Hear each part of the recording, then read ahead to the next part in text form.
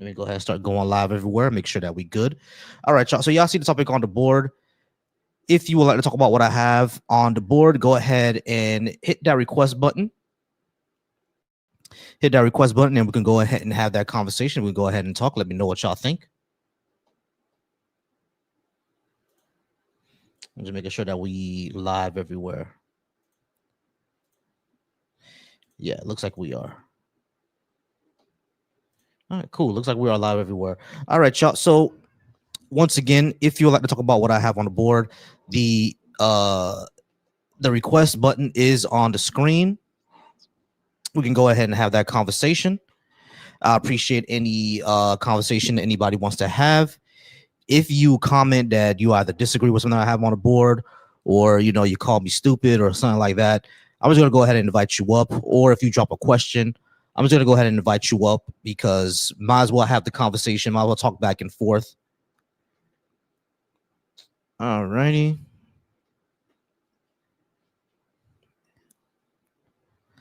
All right, got our first guest.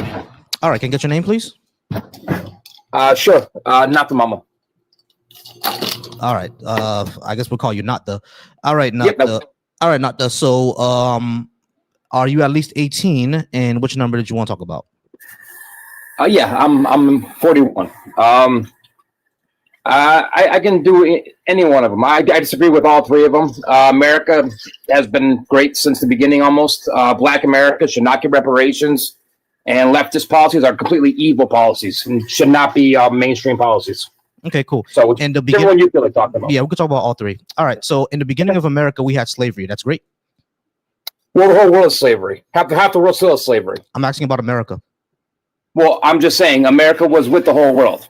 I mean, slavery is bad. So okay, so cool. So you hate Africa today, right? Okay, cool. So slavery's bad. So that means that so Africa bad. So slavery was bad. So that means that America wasn't great during slavery. No, how about being second class? It was a bad policy. Yeah, so America wasn't great because it protected that policy. Well, so one bad thing counteracts all the good things. Slow down. America. So the good don't matter. Slow down. No, it doesn't, because once you have once you have a class of people who are not considered human, your society isn't great. It doesn't matter anything else that you do. You're not going to call the Third Reich great, are you?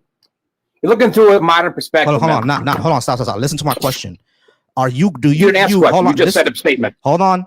I did ask you a question. I asked you. You said a statement. No, I asked you a question. I said, do you view the Third Reich as great? You asked me a question. Yes. Yes. Do you view the Third Reich as great? Absolutely not. Why would I? Because they viewed a part of the population as non-human. The same thing America did during slavery. It doesn't matter about. Hold on. Wait. Hold on. Let me just finish. It doesn't matter of all the other quote unquote good things that America had at the time. Protecting slavery automatically makes you not great, because you have a part of your population that you don't consider human. Period. You can't make excuses for America. Half of our country put their lives on the line to end it. Let me just finish what I'm saying. Dude, are you ever going to stop? I'm going to stop, but you keep interrupting. Let me just finish what I'm saying. I've been trying to talk. You've been talking for 5 minutes straight. Let me just finish what I'm saying, and then I'll let you talk.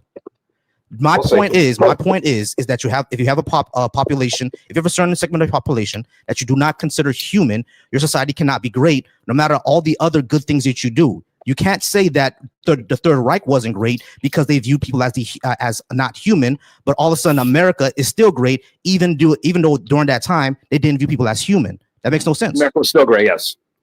So the Third Reich is great according to you, according to your logic. I didn't say that. You keep putting words in my mouth. I'm not saying Third Reich is great. I'm saying America is great. Right, and it's still great today. According to your logic, even though society listen, let me just finish. You said that the Third Reich isn't great, but America was. However, they both had something. They both had something in common. Both of them had a part of their society that did not view them as human. So if you said the Third Reich is not, but America was, even though they had a society, even though they had a portion of society that is that they viewed as not human, your entire premise is flawed. Are you done? Can I go now without you stop me in 3 seconds? You're gonna bitch and we can have the conversation. Okay, listen. When you determine something is good or bad, you look at more than one thing. You don't look at one bad thing that counteracts every good thing they've ever done. Not one person is all good, and not one person is all bad. You look at pros and cons. You look at the balance. If we want to break America down to a percentage, and you break down our morals, our merits, our beginnings, our everything on a scale. Let's say those old ass scales that has the lady in the middle and they're balancing on both sides. I think it weighs more on the good side, especially as time has gone forward, because half of America thought that's evil. We need to stop doing that because we shouldn't be doing that slavery thing. So half of Americans, white and black, mostly white, took their lives to end it. They gave their lives to free everybody in our country. While your same practice today is going on across the entire world. Okay. I don't hear not one bitch whining about the entire world. America abolished it with Christianity, with Western society, and today we are the biggest, greatest society to ever run this plane on this planet. Okay, so several things wrong. Number one, they did not fight to end slavery. Lincoln himself said that if I can keep the Union and not free a single slave, he would do that. So they weren't fighting to free slaves. They were fighting to keep the Union. Hold on, they weren't fighting to keep to free slaves. They were fighting to keep the Union. That's number one. Number two, yes, we have to look at all of it, right? The way that I determine a country is great is not by their economics. I determine it by their morals, and if they uphold their principles, what I consider pro-social, pro-human principles. Now, America does put out that they have pro-social, pro-human principles, right? Freedom of speech, liberty and justice for all, equal opportunity, et cetera, et cetera. All those I agree with. Those are pro-social, pro-freedom, and pro-human principles. Does it actually build institutions to protect those things? We've seen from beginning of America up until now, it does not. Because you said that from the beginning of America, it was great. However, in the beginning of America, in 1776, we had slavery. It didn't enter 1865, almost 90 years later, and it protected the institution. And then after that, it made sure that Black Americans could not move forward from black codes to Jim Crow to redlining. Now redlining did end in the 1970s, right? Officially on paper. Does redlining still happen today? And is it still protected today? Yes. So that's why I said, hold on, let me just finish. Let me finish. That's why I said America was never great. The race hustlers say it still happens, but real Americans know it doesn't. So go ahead. What do you mean, real Americans? What the heck is a real American? If you're born in America, are you not a real American? What happened?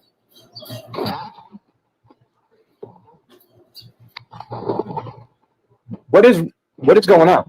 I don't know. I'll just ask you a question. I just ask you if you're born in America, are you not a real American? And you didn't answer. Did you do something? No. I can't fucking... Really? I didn't do anything. You kicked me? Seriously? No. Dude, I'm right here. No one kicked you. I don't know. No one kicked him. Like, my hands are right here. Like, no one kicked him. I don't know what the hell he's talking about. All right. We're going to go ahead and move on since I don't know I don't know what happened to him. All right. Home Fry, how's it going? Are you at least 18? And yes. What number did you want to talk about? 3. All right, cool. Let's talk about number 3. Give me 1 second. All right, Home Fry, you want to talk about number 3? Leftist policies are good for society. Did you want to know which policies that I'm talking about, or you just want to go ahead and get into it? Oh, wait. I don't think leftist policies are good for society. Right, I know. Did you want to know which policies I'm talking about? I don't think... Like, the whole LGBTQ movement isn't good. Letting illegal immigrants run around this country like cockroaches is terrible. Giving them credit cards and health care and all this shit. Also, the spread of the LGBTQ stuff to our children, fucking absurd. Okay, men can be women can be men. Hold on. Shit's crazy. Let's slow down. Yeah. All right, cool. Let's first talk about LGBTQ people. LGBTQ people exist, right? It's a disposition that exists in humanity. No one's ever going to stop it. So, you can stop it if you want. Be quiet. So, LGBTQ are people that exist within society, right? No one's going to stop it. Saying that you can stop people being LGBTQ is like saying you can stop me from being black. It's not possible. They're always going to. It's immutable. Stop. Let me finish my point. I'll let you finish yours. Yeah. Yep. Sorry. So, yes, LGBTQ people being LGBTQ is immutable. There's nothing you can do to change it. But hold on. There's nothing you can do to change it. So There's nothing you can do to change it.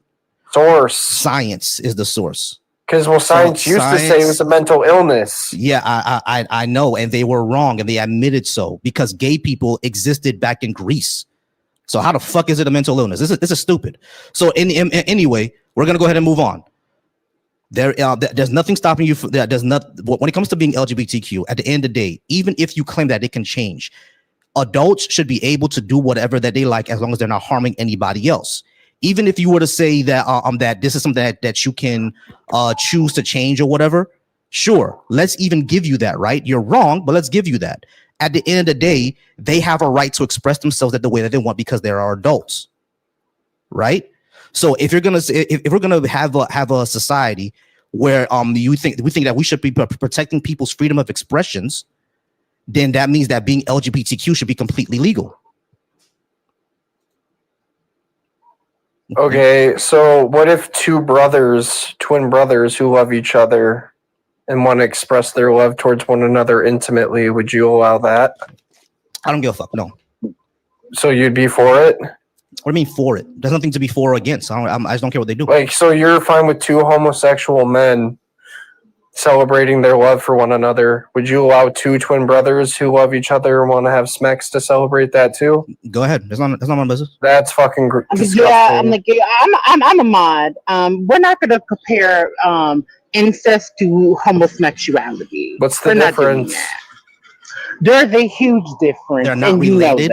That's the difference. They're not related. What does that have to do with anything? One, they're not related. Number two, homosexuality, just like heterosexuality, is a sexual orientation. What you're just incest is not. So we're not. Yeah, there is a word for it actually. Yeah, we know what the word No, is. it's not. It's not a sexual orientation. Yeah, it's not a sexual orientation. There is a sexual orientation for it. It's not though. Hold on, but everybody pause. Listen, two dudes having sex, whatever they want to do, is none of my business. Neither is siblings. It's none of my business. Now the issue is I understand that it can be harmful towards the gene pool if a brother and a sister have children, which is why I didn't bring up a brother and sister. Hold on. Let me just finish, dude. I understand why someone will make them breeding illegal because that could mess with the gene pool. That I could get that, right? But if they're just if they're siblings and that's what they do, I really don't care. Yeah, but even if you're a leftist, you could just get an abortion. It would be fine. Yeah. So who cares if? Yeah, and they should in that case. And they shouldn't have, because they're messing with the gene pool. But here's the thing: it would be your party that would be against that, because in the case of a child, and specifically a young girl who is impregnated from her father, your party advocates for her to keep that baby, despite her being a literal child. That's what y'all advocate for. Yeah, exactly. I was gonna say thing. Y'all advocate for that home fry because if the incest. Yeah, because if hold on, let me just finish. No, we don't advocate for. The host just said he doesn't care. Can y'all pause? Y'all stop. Okay. Stop. Everybody pause. All right, listen, home fry. Who is this bitch that keeps interrupting me? Oh yeah, you're getting dropped. You're getting dropped. Oh yeah. I'm the mod. That's the bitch that's gonna drop for you. Yeah, we're dropping. No, but notice he didn't do. It's the moment I came up. A woman, of course. Yeah, we're gonna drop you. We're not doing that because ain't nobody insulted you this entire time. So anyway, we ain't doing that. So we're dropping you. Honestly, I'm like, despite you being a literal idiot, I didn't call you that once. Mm-hmm. Exactly. All right, guys, y'all go ahead. Now that's the one thing I will disagree on. That I don't care about incest. No, that I will disagree with Vocio. But technically. But even in that case, like, it's not the same thing. Y'all know that. I'm tired of y'all comparing apples to oranges. Like, and you only do this with homosexuality. I've noticed. I have never heard y'all compare heterosexuality to two brothers or having like, y'all are weirdos. This is weird. Why is that even in your head? People are weird, bro. Like niggas is weirdos. And the thing is, when I say I don't care about it, I find it gross. I definitely find it gross. Like, that's not something that I imagine, right? I find it very, very gross. But will I just be busting into people's houses and stopping it? No, I'm not doing that. I mean, yeah, I'm like, yeah, but I don't think it should be socially accepted. Homosexuality, I'm like, but laws. I mean, I'm like, it's a problem. Only in the case of reproduction, I will say. In the case of reproduction, yeah, there should be laws against that. Yeah. That absolutely. I agree with that. That harms the gene pool. I get that. So for reproductive purposes, yes, but technically, because two men cannot reproduce, they would technically not be harming anyone, but it's still gross, and I would still say immoral. But it technically would not be harming anyone because two people of the same sex can't reproduce. Yeah, exactly. Anyway, y'all, I appreciate y'all being here. We're already at close to 300 views over on the Deconstruction Junction. Thank y'all so much. I am the Cure. Go ahead and come on up since you want to complain so much. You can go ahead and come up. Hey, appreciate you over on the Volsy Thoughts channel. Why we thank y'all so much. I appreciate y'all being here. What's his name? The Mausoleum Dollar, the Zoller, whatever your name is, over on my YouTube. Since you laughed at reparations, go ahead and come on up. We can go ahead and talk about it, and let's see if I am the Cure would like to come up, unless he's too scared. Folks, yeah. By the way, y'all, I'm like, if I go silent for a minute, it's because I'm getting in the list from the library, because Black girls, we read. Period. Exactly. I'm like, I read books and people. Exactly. We read books and we read people. All right, y'all. All right, yeah. So we're gonna go ahead. I didn't say there should be laws against reproduction. I said there should be laws for reproductive purposes in the case of incest. I did not say reproduction as a whole. That's not what I said. You're missing context because we were talking about in the case of two siblings. That's the reproductive act that could come from that should be outlawed. That's what I said. Yeah, and that I agree with. I agree that in the case of incest, that reproduction should be outlawed. I agree with that. All right. Tallest Munchkin. All right, Munchkin, how's it going? Are you at least? Hi. How's it going? Are you at least 18? And which number did you want to talk about? I'm 34. So I love the topics. One, I think America was never great because prior to America being called America, there were indigenous people all over this land who did not call it that. And it was great at that point, but not then. I kind of agree with all of your talking points. Black Americans should get reparations. Happy Juneteenth, by the way. And then leftist policies are good for society, right? Like, are we in agreement that leftist policies are progressive? Yeah. They seek to include like all walks of life. Okay. So you made a comment like during the last conversation that I wanted to ask you like a personal question on. Sure. And you said as long as as long as an adult is not harming somebody else, then like it doesn't matter really what they do. Like it's up to them what they do with their body, what they do sexually, what they do, et cetera, et cetera. So I was wondering if you still feel like that about, let's say, like animal rights. I'm wondering, like, I know it's like super off topic, but this is like a huge passion for me. Are you talking about bestiality in particular? Well, yeah, bestiality. This is like a huge topic for me, and I think like, but that harms the animals. Yeah, that still harms a sentient being. Right. But I think what most of our community doesn't realize is that even the food we eat is a product of bestiality because these animals are forcibly impregnated. So, like, I'm bringing this to the conversation because most people say most decent people say what you say, and most people would agree, like, graping animals is wrong. But then, like, when it comes to our food systems and that stuff, right? Like, people do not necessarily agree. Apply it to the food system. Yeah. Right. Here's They one thing don't that I've apply said. it to cows and all of that Cows stuff. and And chickens. then Here's one thing I've always says. I think vegans are on the moral high ground, to tell you the truth. Is just that's why I never, I'm not one of those leftists that want to argue with vegans, right? Because I've seen that before. But it's like, I don't think we should do that, because vegans are they're right. Like, us going vegan would actually help the environment. Us going vegan would help, animals and stuff like that. I think the thing is that we have such a bias more towards human, and I do as well. Yeah, I mean, I have more of my bias towards humans. But I think that's a natural bias. It's a natural thing. I Yeah. think, it's natural. It's but and I don't think it comes from anywhere. I think it's the evolutionary bias to protect your own species. And I'm looking that, and that I'm looking that also exists in the animal kingdom as well. I think that is a natural instinct to protect the best interest of your species. Right. Yeah, it just comes to the point of, okay, now, do we eat them? I think as a human, as human civilization, this is what we did to survive, right? We breeded chickens and cows just for us to survive, because we didn't know any better. Now that we have technology and we know a little better, and lab grown meat is a thing, you know what I'm saying? Do we have to now still kill animals? I think at a certain point, exploit them. Yeah, I think at a certain point in humanity, maybe about 50 to 60 years, the technology for lab grown stuff is going to be so perfect, it's going to be indistinguishable from steak, that we're not even going to have the whole steak industry anymore.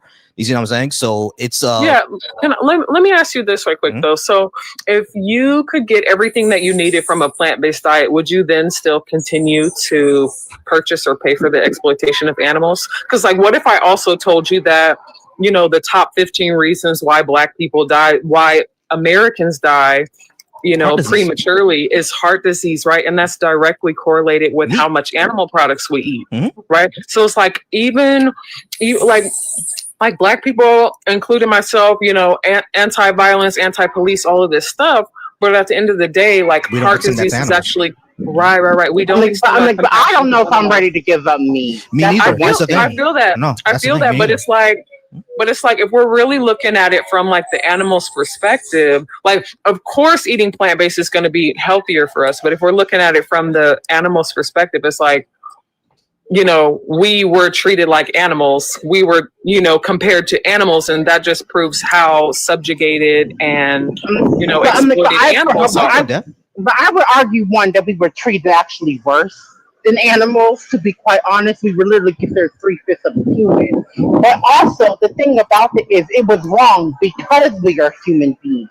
And because we are human beings and our humanity was not recognized, that is what led to our subjugation. Yeah, and the thing is, like, rightfully so, we still fight for equal rights and all of this to this day. But how can we be so much? I think like, I have no beef with your position, like, at all. I would even say, like, I've said this before, like, I need to start, lessening my consumption of meat and everything like that. It's just that, me being from the Caribbean, our diet is very, very meat heavy. You know what I'm saying? So it's like, it's harder to do it, but, like, I do want to get to a point where my consumption of meat is slim to none. You see what I'm saying? I do want to get to that point. It's just, I said no beef. Yeah, I said no beef. But yeah, I don't have an argument or an issue against your position, because I know it's on the moral high ground. I've already admitted it. You know what I'm saying? So it's like, I'm not going to argue against it, push back. It's like, yeah, they're right.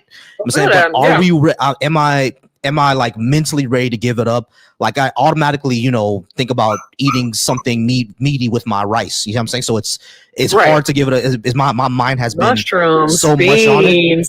Yeah, my mind has been so much. If you're admitting it, the next logical thing would be to, like, move towards a plant-based diet. Maybe you just need some resources, Resources, yeah, exactly. and I get not wanting to I think that was KK. I said I'm not ready to do, because a lot of, like, Vosi being Black American, that's tied to a lot of my cultural food. Yeah, I feel that. Yeah.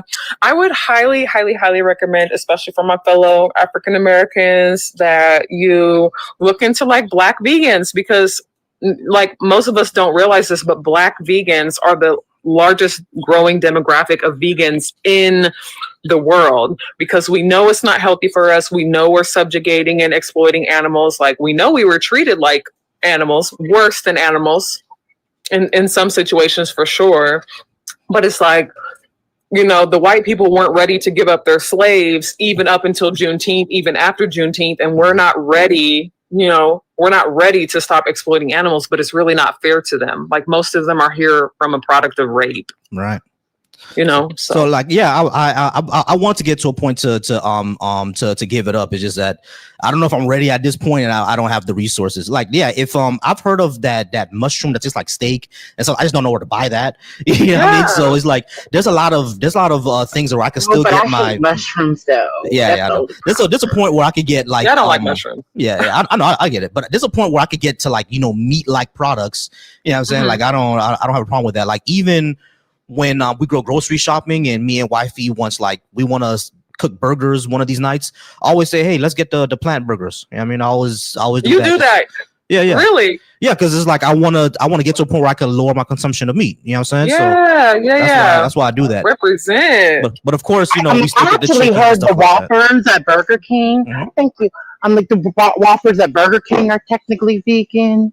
They're technical. That's what I heard. They have impossible patties that I believe they still do. Like the Burger King lets buy me clothes, and I don't eat that type of stuff anyways. But like I think Carl's Jr. still offers a plant-based burger, and Burger King, and you know, I think it's just a matter of resources. So if you're actually interested, and it sounds like you are, like I agree with all your points. Like I didn't come up here to be like hella confrontational or anything, but I was curious because, you know, you're saying, you know, as long as you're not hurting somebody else, and I'm like, do you consider animals to be somebody else? Yeah. I've actually looked into personhood of apes, and I think we should adopt that. Like because gorillas, orangutans, chimpanzees, bonobos, they're all endangered. All of them. Yep. All of them. These are our closest, you know, cousins. You know what I mean? And they're all endangered. Like I don't want to lose. I don't want to live in a world without gorillas, y'all. I'm sorry. I don't want to live in a world without gorillas. So it's like we should give elephants, them elephants. Yeah. Exactly. We should give them their personhood. Yeah, I mean, I love elephants. Though. Would you eat an elephant? Nah, I can't. It has to be for deep survival. To be honest, the one thing I have wanted to try is shark. Though I've heard of shark, and the thing is like I feel bad for sharks because it's like they don't be doing nothing, bro. It's like it's us that's so afraid of them. Have you? I'm like they don't be anyway. I'm not even saying. They say shark infested waters, but it's like, no, bitch. Sharks live here. Yeah, sharks live there, bro. You know what I mean? Now, here. But it's Juneteenth weekend, so Black History fact. Do you know that I'm like that you could actually still trace the literal. I mean, they say you can literally still trace the boats, the way they came through the Atlantic Ocean, through the sharks, to many countries in the in the North and South American continent because of the way that the sharks go. Literally can still smell the blood centuries later. Yeah, it's because of the sharks. Yeah, like they say that's our biggest graveyard is in the Atlantic Ocean. Yeah, mm-hmm. and and if you know anything about like how the ocean functions, the sea, that bodies can actually bodies can actually survive like the actual remains for a good time. I think centuries later. So the bodies of our ancestors actually may still be there. Technically, they might actually still be there. Mm-hmm. Yeah, some of the bodies could still be there.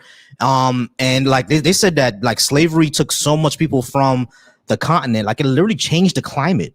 Like that's crazy. That's how many people died or were trafficked from the Atlantic slave trade. It changed the climate.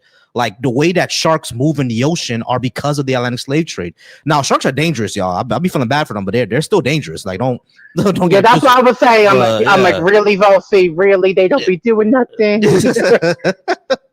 No, but the thing is when the dolphins don't be doing nothing. Dolphins mind their business, honey. Yeah. I love me some dolphins. Yeah, now the thing is like, you know, these are all animals, right? So when the colonizers was throwing our ancestors over into the ocean, The sharks are basically like, you know, a free meal. They don't think any higher than that. You know what I'm saying? So it's one of those things where it's I'm like, and also it was so horrific that some of them even threw themselves over because I'm like that when I found that out, I was like, that gave me a whole new definition. Or give me liberty, or give me death. Yeah. Give me liberty or give me death, and that was a death. But yeah, Munchkin, yeah, we're on parity. It's just, you know, hard to give it to me because of our culture, understanding, and stuff like that, resources. So it's yeah, just hard to give up slavery because of our culture. You know what I'm saying? It's just hard. Slavery wasn't culture though. It was white people's culture. It was white culture. No, they exploited people's culture. It wasn't culture. They literally, in fact, they gave up their cultures to become white in America. So there's that little historical fact. Yeah. So all right, y'all. Let's see if we can Thank you for having me. Hey, not a problem. Not a problem. See, appreciate you having me. You have a good one. All right. You too. Oh, sorry to cut you off. Sorry about that. Yeah. No, I dropped it, but I think I cut her off. But by the way, I'm officially home. The list took me home. Oh, let's take you home. All right, awesome. I'm like I said, I was at the library because Black girls read. We read books and people. Hello. Yeah.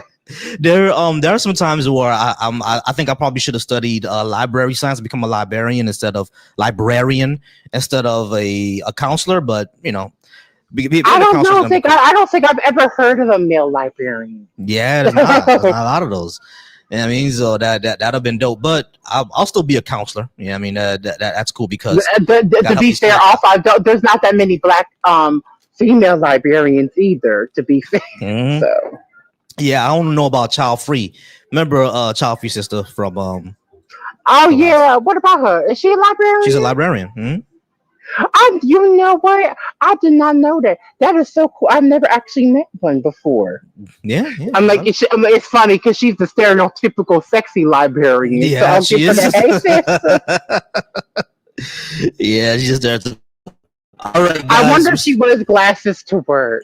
I think I saw a picture of her and she was wearing glasses. That'd be cool. I see. Oh man, see, that's what it is. All right, y'all. We just still waiting for anybody to come through. Of course, the first guy that came up, he pretended that I kicked him and then ran. And the second guy, you know, he insulted the mod. So we don't do that around here. I mean, okay, we got someone on the StreamYard. Name is Kevin. Kevin, are you at least 18? And which number did you want to talk about? Oh, hey, yeah. Can you hear me? I can hear you. You can hear him. Okay. I sure can. All right, great. All right, Kevin, are you at least 18? And which number did you want to talk about? I saw the reparations one. I just wanted to know why you why would you think that would help? All right, cool. I'm going to talk to you for a few minutes, Kevin. We're going to put about 20 minutes on the clock. You'll talk to me for about 5 to 10, and then you'll talk to Kay, all right? So I think that... Yeah, cool. I don't have a lot of time, just so you know. But yeah, that's cool. All good. So the reason why I think that reparations will help is, number one, the government the government and private industry economically damages the African-American community, both back then and in some ways still now today.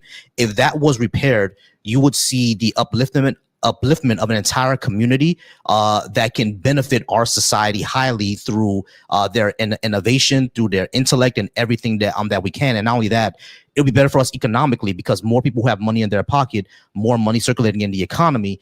And not only that, the American government has spent at least $20 trillion since the 1960s fighting the war on poverty, and much of that money has gone to this community. You know what I'm saying?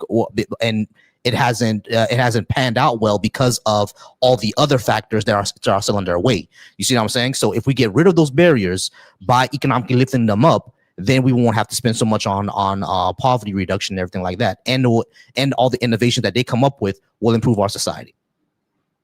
Okay, so by reparations, you mean like handouts or like DEI or something? Those are not reparations. What do you mean by reparations? Reparations will be compensation and change to structural issues in our society that affect African Americans. Okay. Yeah, I'm not super informed, so I thought what most people meant by reparations was like compensation, like compensation, certain amount of money. Yeah. But okay, but like the second thing you said, like changes in the social structure or something. Yeah, structural barriers that need to be lifted from our society. I think that should be included as well. Like what specifically? For example, like redlining is still a thing. If you are a black person in America, essentially, even if you have the same income and job and family structure, you can still get turned down for mortgages and loan at a higher rate. And not only that, your what's that thing called again? Your interest rate is determined on your race as well. Even if you have the same income to debt ratio, like on average, they found that black applicants either get denied at a higher rate or get higher interest rates simply because they're black. Nothing else. It's just because they're black. That's a structural barrier. Okay. So that's you're talking about like a correlation between their race and then if they get higher interest rates or denied. Okay. Yeah, I probably believe you there. I mean, as far as like compensation goes, though,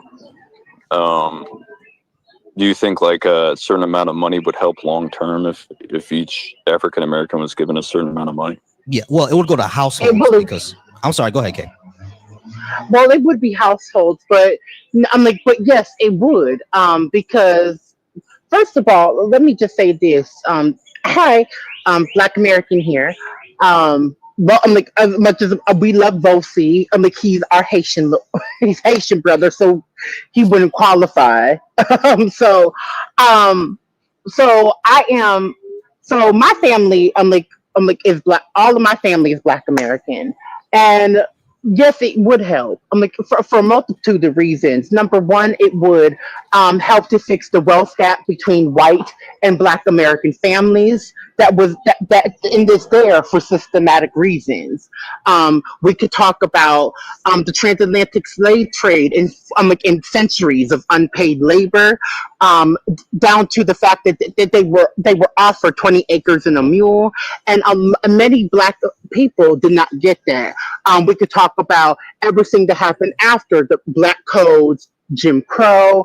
I'm like also redlining. That the redlining, by the way, still the effects of that still affect African Americans today because the schools, particularly in redline areas, those predominantly Black schools, the Black children within those areas, it's highly underfunded. So that affects the educational quality of Black American children and Black American people.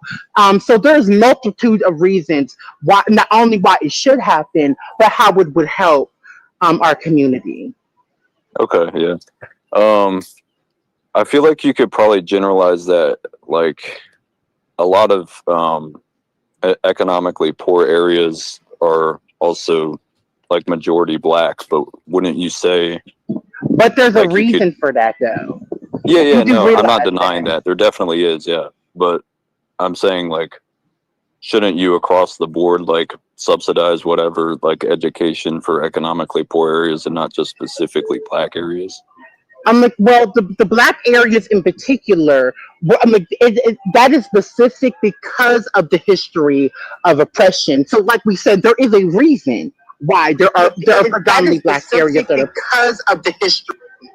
Okay. Yeah. So, Was that? I mean, so there are systematic reasons for those things, which is why it should be corrected. Because the reason that white people would be poor is not exactly the same reason that Black Americans would be experiencing poverty, and I think that needs to be addressed. Yeah. I think like morally it definitely makes sense, but I think like it doesn't. I'm not denying the fact that that stuff happened and like it's horrific and there should be like things to make up for the consequences, but it doesn't mean that there's not economically poor areas and poor education with like majority white people either. So if you were to advocate but the reason that they are experiencing that and the reason that Black people are experiencing that are not the same thing. And a matter of fact, I'm not even trying to sound fucked up or whatever, but white people had a 400-year head start in this country. So if you're, so if you are white, quite frankly, and you are poor, especially a white man and poor, your ancestors in white, right? Truth be told, that's basically what happened. They didn't access they didn't use the fullness of the privilege to get them ahead, and that's not black people's fault. Yeah. So here's what I'll well, can I respond right? real quick to one thing? I got you. Go ahead. Thanks. Like when it comes to, I mean, if you're gonna generalize it like that, you could also say for each individual white family, there could be some sort of social economic factor that might have set them back at some point, and then I'm not denying that though. Yeah, no, I'm not denying that. But here is the reality, though. The reason that that white people experience social economic issues, and the reason that black people is not the same. White people are not are not experiencing that because of the historical as well as current systematic oppression that affects their ability to climb. But the reason, but the specific reasons why it should be addressed for African Americans, but even with poor whites, even with the fact that there are poor white people, here is the reality though. White Americans, on average, the families of white Americans still have more generational wealth than black Americans. So that average needs to be equaled. Yeah. So right. Wouldn't that number be skewed by a lot of like white top 1% people then? No, it's even when that's controlled for, they still find that the average white family still has more wealth.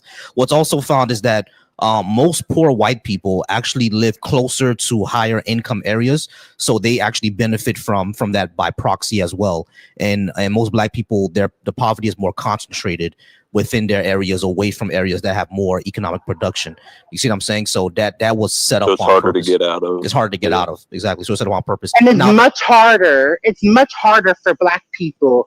Like I said, because of those systematic barriers, it is much harder for black people to gain to get out of those things. It could take generations for one family, one black family to get out, to even get close. And there's actually a saying, I don't know in Haitian families, but in black American families, there's a saying that we have that you have to actually work 10 times harder to get this, to get even half the thing. Half as much. To get half as much as white people.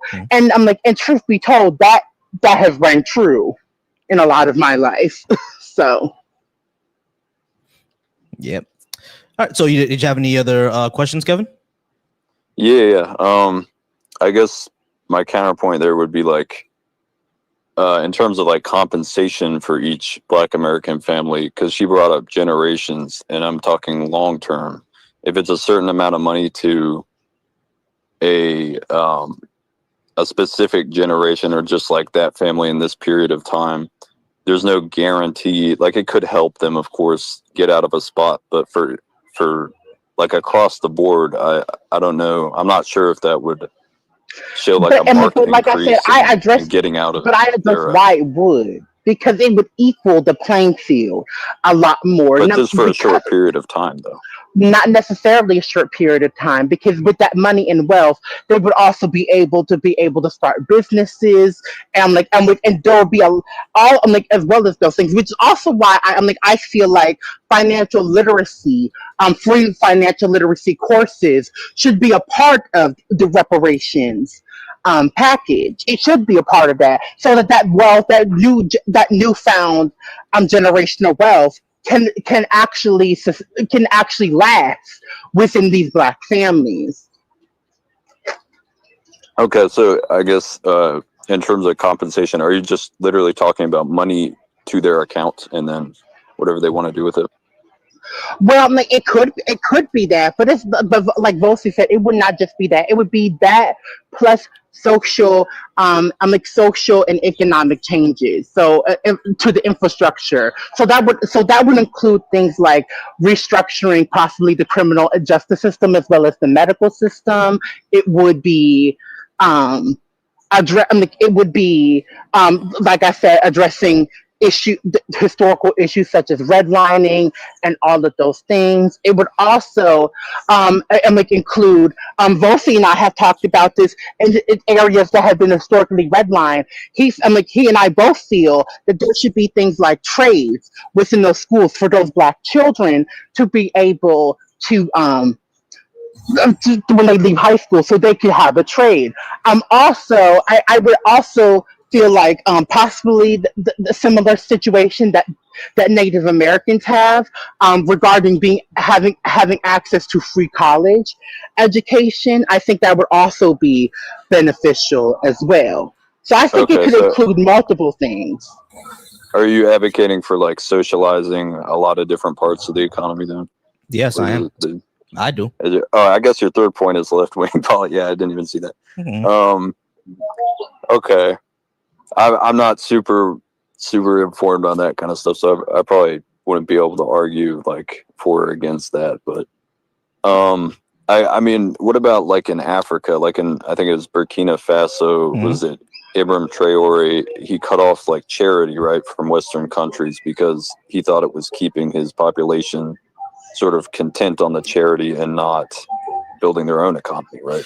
Well, the issue with the aid, now here's the thing. I disagree with cutting off U.S. aid, what they would Doge, without replacing it with something else. But now U.S. aid and other aid organizations, they do have some issues because their aid has strings attached. That's why Traore cut it off, because they said, we'll give you the aid, but this resource that you have right here, the gold, the uranium, you have to give it to this American company, you have to give it to this French company, and then we'll give you the aid. So like the leaders before him were doing that, which is a lot of which is really the majority issue.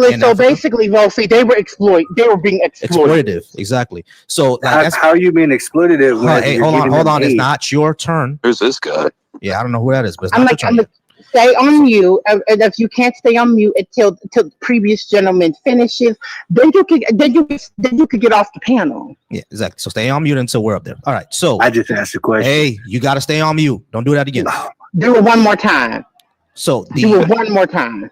So the issue is like one of the big issues in Africa is actually that where the aid from Western countries is tied to strings, and so is like the loans that they get from the IMF and stuff like that, or the World Bank. They have strings attached, and they demand that they service those loans at about maybe 20-25% of their entire economic GDP. When you do that, you're not going to have enough money to go around for services and everything like that. You see what I'm saying? So that's why it keeps them in a cycle of perpetual poverty, which is why Africa moved more over to China than they did to the Western world. All that makes sense, Kevin? Yeah, no, that makes sense. I mean, I would believe that I don't know if it does more harm than good, but I would believe that it's sort of like malicious in the way they would set those loans up, because yeah, they're very malicious. We do like kind of exploit their resources a whole lot. So exactly. All right, cool. Kevin, you had anything else, or it's okay? I'll move on. Let me. Well, how about America was great? Just one more quick thing, I guess here. Yeah, sure. I mean, I guess you would probably bring up like a lot of the imperialistic tendencies in our foreign policy, right? That and the way that American citizens were treated, especially Black Americans, because when people say, look at America was never great, they're all thinking about like, we're the richest country in the world. All that's good and well, right? But we were the richest country in the world and still had Jim Crow. You see what I'm saying? So if you had like second-class citizens, if you have a system where people are viewed as less than human, I wouldn't view that as a great country. And the example I always bring up is the Third Reich. The Third Reich, didn't view Jewish people as human. And nowadays we will never call a Third Reich, a great country.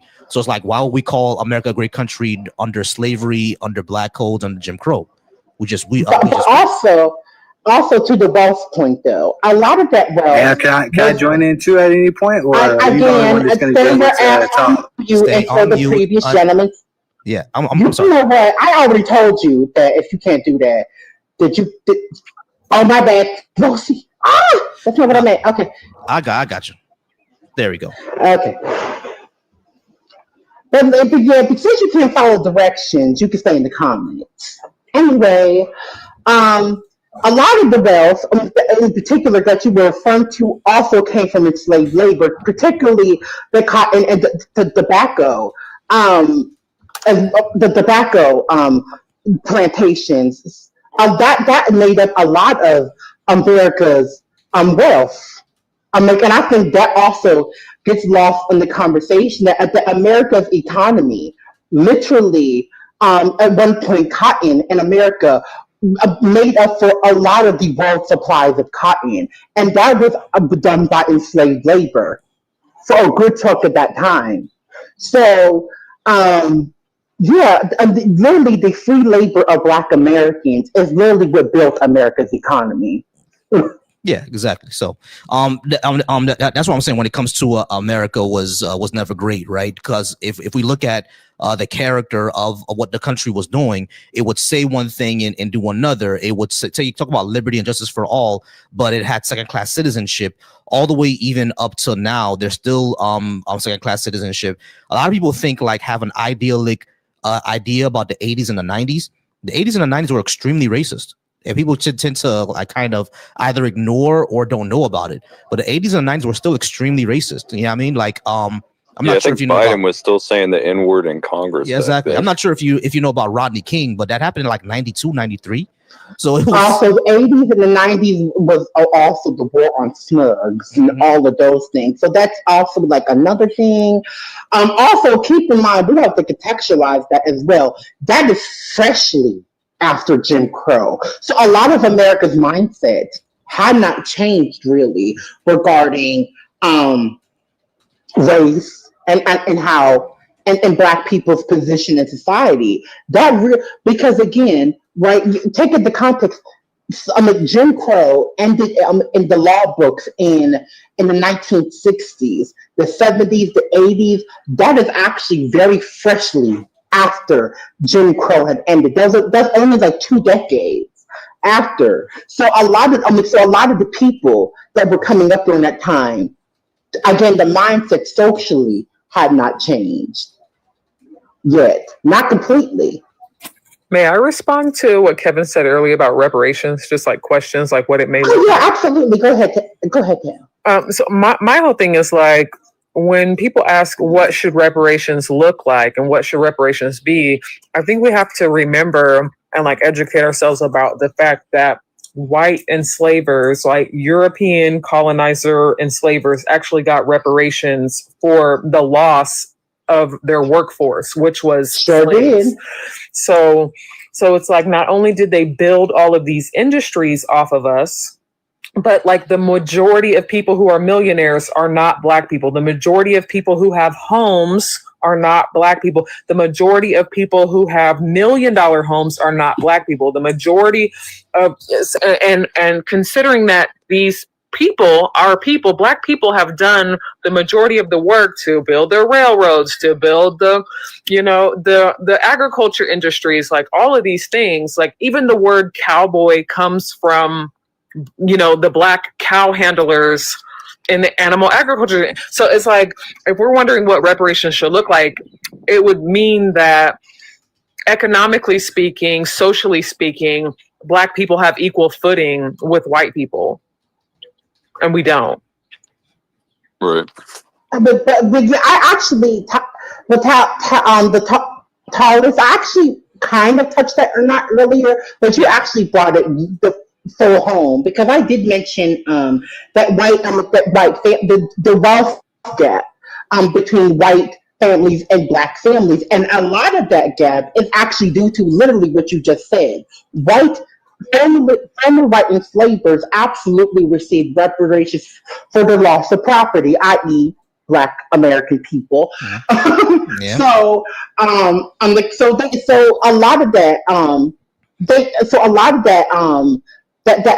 reparations that they gained also was passed down through their family lineage. And so even the descendants of those enslavers are still benefiting from that till this day. So yes, you are absolutely correct. Right. They're all trust fund babies. Mm-hmm. They all have things that are going to be passed down to their great, great, great grandchildren at this point.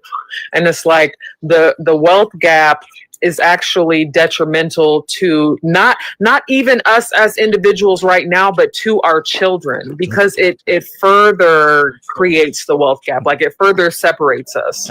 Give me 1 second, guys, because we are now out of time. Kevin, did you want to talk about anything else, or we can go ahead and move on to? Yeah, that's funny. I didn't know we were going that long. No, not a problem. Well, I appreciate you. I think I forget exactly what she said earlier, but I guess why do you guys think the African American unemployment rate? I think it's like nearly, I forget how much it is, but isn't it close to double other races? Yeah, I don't know why that will be, but what do you think? No, there is. It's literally racism, actually. Because take into context that the most educated female demographic in this country, one of the most, if not one of the most, if not the most, I believe statistically, is actually Black American. It's Black women. It's Black American women. And since Trump, in particular, has gotten into office, what is it, like 34,000 or 400,000 Black women have lost their jobs, and these are highly educated Black women. Also, if you also take into context the things that Trump has been doing, specifically regarding what he considers degrees that should be funded. Exactly, to get you that education. One of those being nursing, because a lot of Black American women were going into the health field specifically because they wanted to address the things like such as medical racism towards Black women, and so they wanted. Man, y'all just call anything racism. Y'all just call anything. It's not your turn, so be quiet. Your turn. It's not your turn. Wait a few minutes. I'm just gonna leave because I can't stand to listen. It's not your turn, dude. Bye. Christ Almighty. Bye. What? Why y'all come up here and bitch? Jesus Christ. Why? He's from my state too. Like that's the crazy part. Can I chime in on that? It's always Florida, and Texas. It's always Florida. It's always Florida. Anyway, we do got to go ahead and move on to the next guest, Kevin. But I do appreciate you come back anytime for us to talk more. All right. For sure. Actually, I appreciate that you do this with callers. A lot of people just kind of put their political opinions up and then just like to the camera. You actually let people on. Yeah, gotcha. All right, appreciate you. Have a good one. See you, man. See you. You too. All right, guys. Once again, I appreciate you all. We're gonna go ahead and move on to the next caller. Once again, guys, like please don't bitch and moan in the comments. We will get to you. All right. If it's not your turn, it's not your turn. We all learned this at elementary school, y'all. I don't know why that's so hard. Look, Psych was here for about 20 minutes. My next guest in the box. He was here for about 20 minutes and never said anything. It's really simple, y'all. Just wait your turn. My God. All right, let's go and talk to Psych. Okay, Psych. Really simple to follow directions and wait your turn. Also, 904. I'm like, do you think living in a nice home and having a nice computer gets rid of dismisses the fact that the social economic issues that absolutely are impacted by race? The thing about white people that's interesting to me is that y'all love to call Black people specifically victims, they're having a victim mentality for addressing the very systematic issues that not only that white people have created but benefit from to this day. Also, the biggest, I find that y'all have a victim mentality because every time that we come to address these things, the first thing that y'all like to do is play victim. So it is like you all that have a victim mentality because they have a Darvo mentality, as a matter of fact. All right, let's get to Psych, y'all. All right, Psych, how's it going, Psych? Are you at least 18? And which number did you want to talk about? Yes, I'm at least 18. I'm in fact 19. I go to college and I'm studying political science. All right, which and number? The number I would like to particularly talk about is number 2. All right, number 2. Yeah, Black Americans should get reparations. You said that you're studying political science, right? Yes, sir. Did y'all get to Black history yet? No, sir. We're particularly studying. Right now, I'm particularly studying the foundation of the government and getting to the different forms of government. Presidents, yeah, like local government, state government, and how local government state and local government is the most important type of government. Yeah, the state and local government. Okay, I don't necessarily disagree with that. Yeah, I'm disagree with that because that is true that he is learning political. I think people need to really consider their local and state elections a lot more seriously. I do agree. Yeah, so because that he studied political science because that's the same thing I learned. But all right, Psych. So you disagree that Black America should get reparations? Yes, sir. Even though I am a Black man, I know that sounds kind of crazy, but I kind of think that. Well, you know that now. What do you mean you know that now? I am a Black man, but I think that reparations would not be the best thing because it would kind of lower our mentality as a such because it will lower our mentality. Let me. Have you ever tried to buy a home? Have you ever tried to buy a home? Because if you realize how hard it is for Black people to get a home in a neighborhood that they want, where they want, with the interest rate that they want, you will realize like how disproportionately Black people are in the economic system, in the housing system. Yeah, so you know about that. Let's kind of be fair, y'all, because I don't want to jump them all at the same time. Psych, let me talk to him first, y'all. Then I'm gonna go ahead and let you guys get in a second. All right. So Psych, everything that Munchkin just told to you, the issue of disparities in the housing market.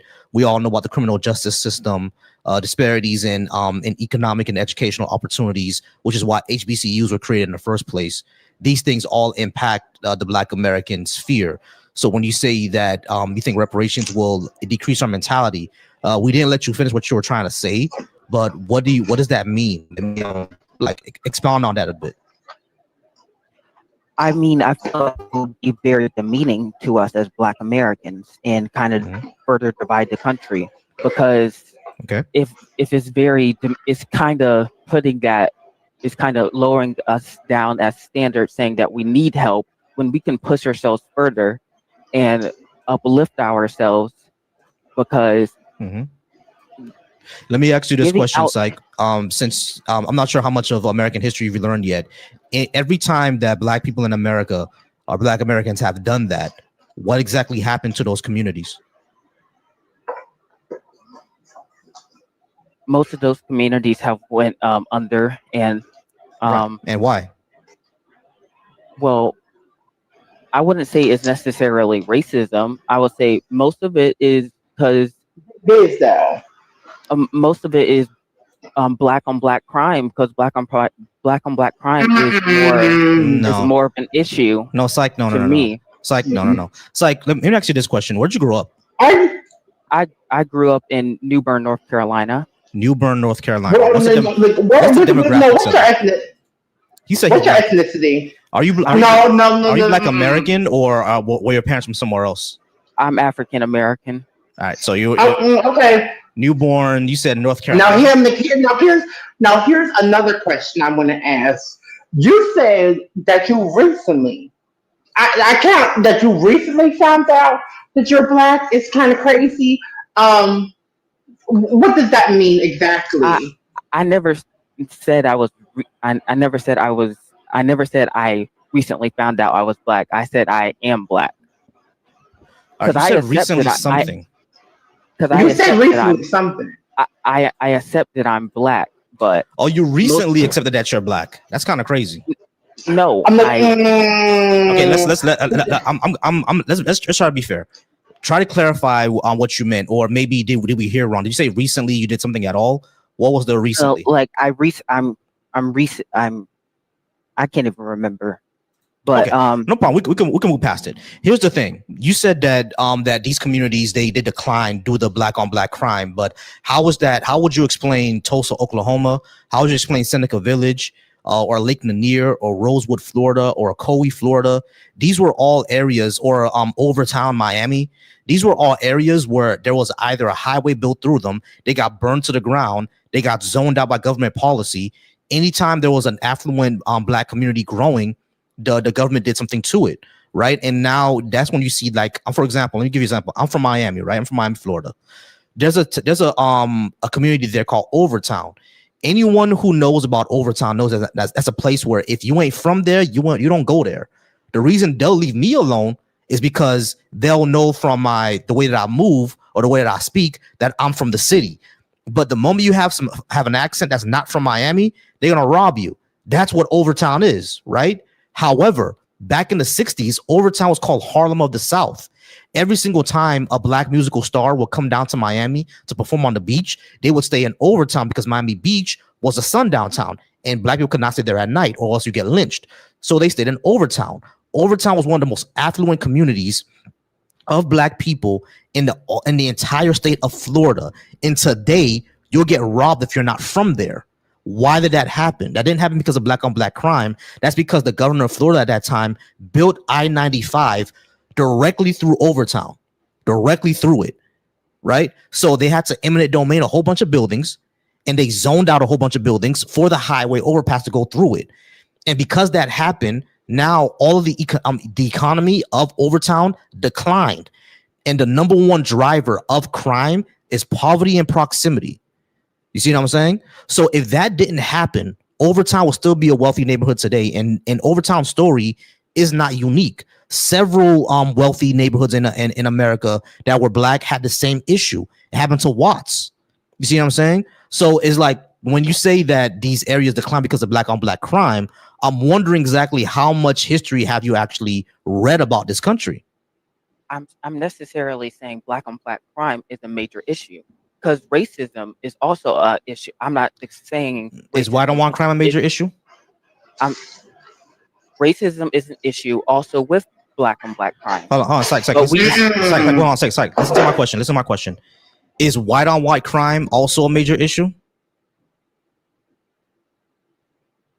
Yes, I would say it is. The issue is crime, not race. But more, I would say more. We barely talk about. We talk about it all the time.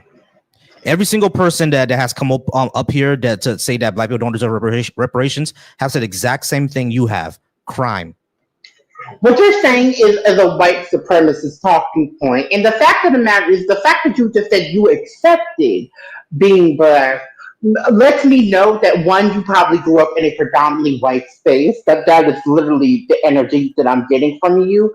Number two, that I'm like that I don't know who your parents are, or what I'm like, or what they exactly taught you, but I'm like, it does not sound like your parents had taught you any pride about being black in your history here. So it sounds to me like you have a lot of internalized anti-blackness. Like I can literally hear it. It's reeking off this. I didn't necessarily grow up in a predominantly white neighborhood. Actually, most of my family grew up poor, and then they had to bring themselves up by. Sir, do you think that growing up poor means you can grow up in a predominantly white neighborhood? I never lived in a predominantly white neighborhood ever in my life. What were the demographics? Where did you say you were from? He said New Bern, North Carolina, and New Bern, North Carolina is like 75% white. So you did grow up in a predominantly white area then. You did. But my neighborhood 56%. Sorry, 56% white. I apologize. Okay, that's still a large majority. That's still a large majority. Yeah. All right. So he grew up in a predominantly white area. So what he is saying makes sense in the fact that he has a white supremacist mentality, and that is the danger of black people bringing their children into predominantly white areas, but also within the same time not teaching black pride and history in their children. What you have is someone that sounds exactly like this, and I think that is more dangerous. I do want to give Psych more of a chance to speak. I'm going to get to you Midnight and Munchkin. I'm definitely get to you as well, but I want to give you more of a chance. Midnight said that. Actually, go on and found it. Then we're gonna go to Midnight real quick because I know Midnight got some tea. Yeah, I got you. All right, so psych. Let me let's try to understand each other. Now, you said that receiving reparations would be demeaning because it would say that black people can't always need help and can't pull themselves up. The thing is, though, every time black people have pulled themselves up, it was always destroyed by a structure, and now we have barriers in place in order to make sure that black people don't get too far ahead. You see what I'm saying? So shouldn't we be removing those barriers, and not only that, giving African Americans compensation for the oppression that they faced in this country through slavery, Jim Crow, black codes, and redlining? Yes, sir. But I wouldn't say you have to necessarily do it that way because you don't necessarily know what those African Americans are going to do with the money. I mean, if anything,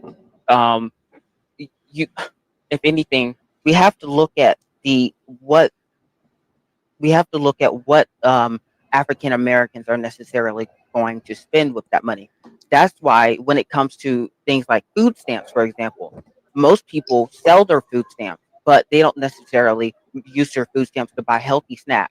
Can I ask you? I need to ask you two questions. Number one. Oh my God, there's so many. Yeah, it's crazy. So, number one, psych, I gotta ask you a question. The first question I'm gonna ask you is: have you ever looked up any research on what African Americans actually spend their money on?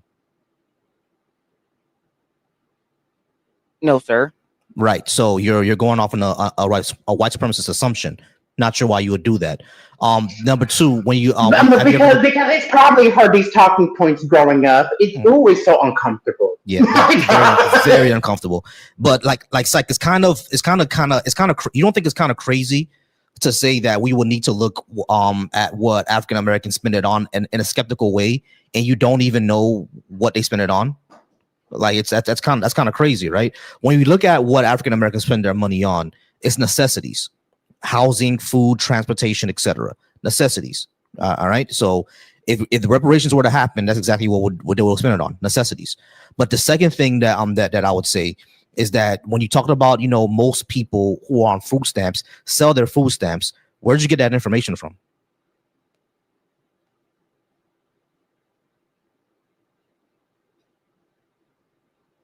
It's it's a white supremacist talking point. Yeah, because a lot of people do not. Most people don't do that. That's the point. Ooh. Yeah. He's going in. He's going in and out. Oh, here, give me 1 second. Psych, you still there? You're going in and out of it. Yes, I'm still here. There you are. All right. So where'd you get that information? My grandfather. Your granddad told you that niggas is selling their food stamps, and you just believe that shit. Let's say I believed you that. Also, he comes from. But if that's true, that means he comes from a lineage of coons. Now, that's crazy. No, say my grandfather grew up in New York, and he. I got you. I got you. Let's say I believe you that your grandfather told you that most motherfuckers are selling their food stamps. Can your grandfather be wrong? Yes, my grandfather. Yeah. So simply saying my granddad told me this, therefore I'm gonna believe it. It's kind of crazy because my grandma told me that my grandma told me that I'm gonna be 6'6" and play basketball one day, and that shit ain't happened. So she was wrong. You know what I'm saying? So I still cannot believe how short you are. Yeah, I'm a very small guy. Oh, you saw the photo with me, Serafina, and Bar and Skeptical. Yeah. I mean, I have no disrespect towards you guys. I mean, I have. No. It's okay. What I'm saying is that the things that you're bringing up are kind of insane that you never actually looked into it. Now you're 19, so it's cool that you don't know all the information yet, but we have to just demystify a lot of this. Now, I've been talking for a while. Kay's been talking for a while. I want Munchkin and Midnight to also. No, let's get Midnight in first, honey. Midnight, go ahead. All right, yo, I'm 38, from North Carolina. Grew up in New Bern. And I'm black. So my thing is, all right, where did you grow up? I grew up in in New Bern. I grew up near Lake Tyler, and my grandfather he ran for sheriff of sheriff of New Bern multiple times, but was stopped by Chip Youth. But so you go up somewhere near like Lake Tyler? Do you know about that? Sign. Turn right. Who's driving? No, I'm parking. Okay, cool. I'm about to say. All right, go to Hillsborough. Oh, child. I'm like, yeah, please I'm park. like midnight. Please park. I'm like, my please. granddad was deputy sheriff. Yeah, all right. Let me know when you park midnight. Listen. I'm like, listen, Rosie. I'm like, it is literally taking me everything to not open up a library book. All right, I think midnight is about to park. All right, so Psych, you said you grew up near Lake Tyler? Yes, sir. All right, cool. Midnight, do you know what that is? I do not. I'm familiar with Craven Terrace, Ox Chase Trailer Park, and James City. Those are the poorest areas. I know where Craven Terrace is. It's like a 5-minute drive away, maybe 5 to 7 minutes.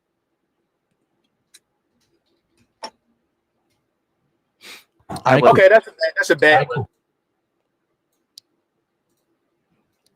Yeah, midnight. Park for me real quick. All right, let me know once you're done parking, and then come back.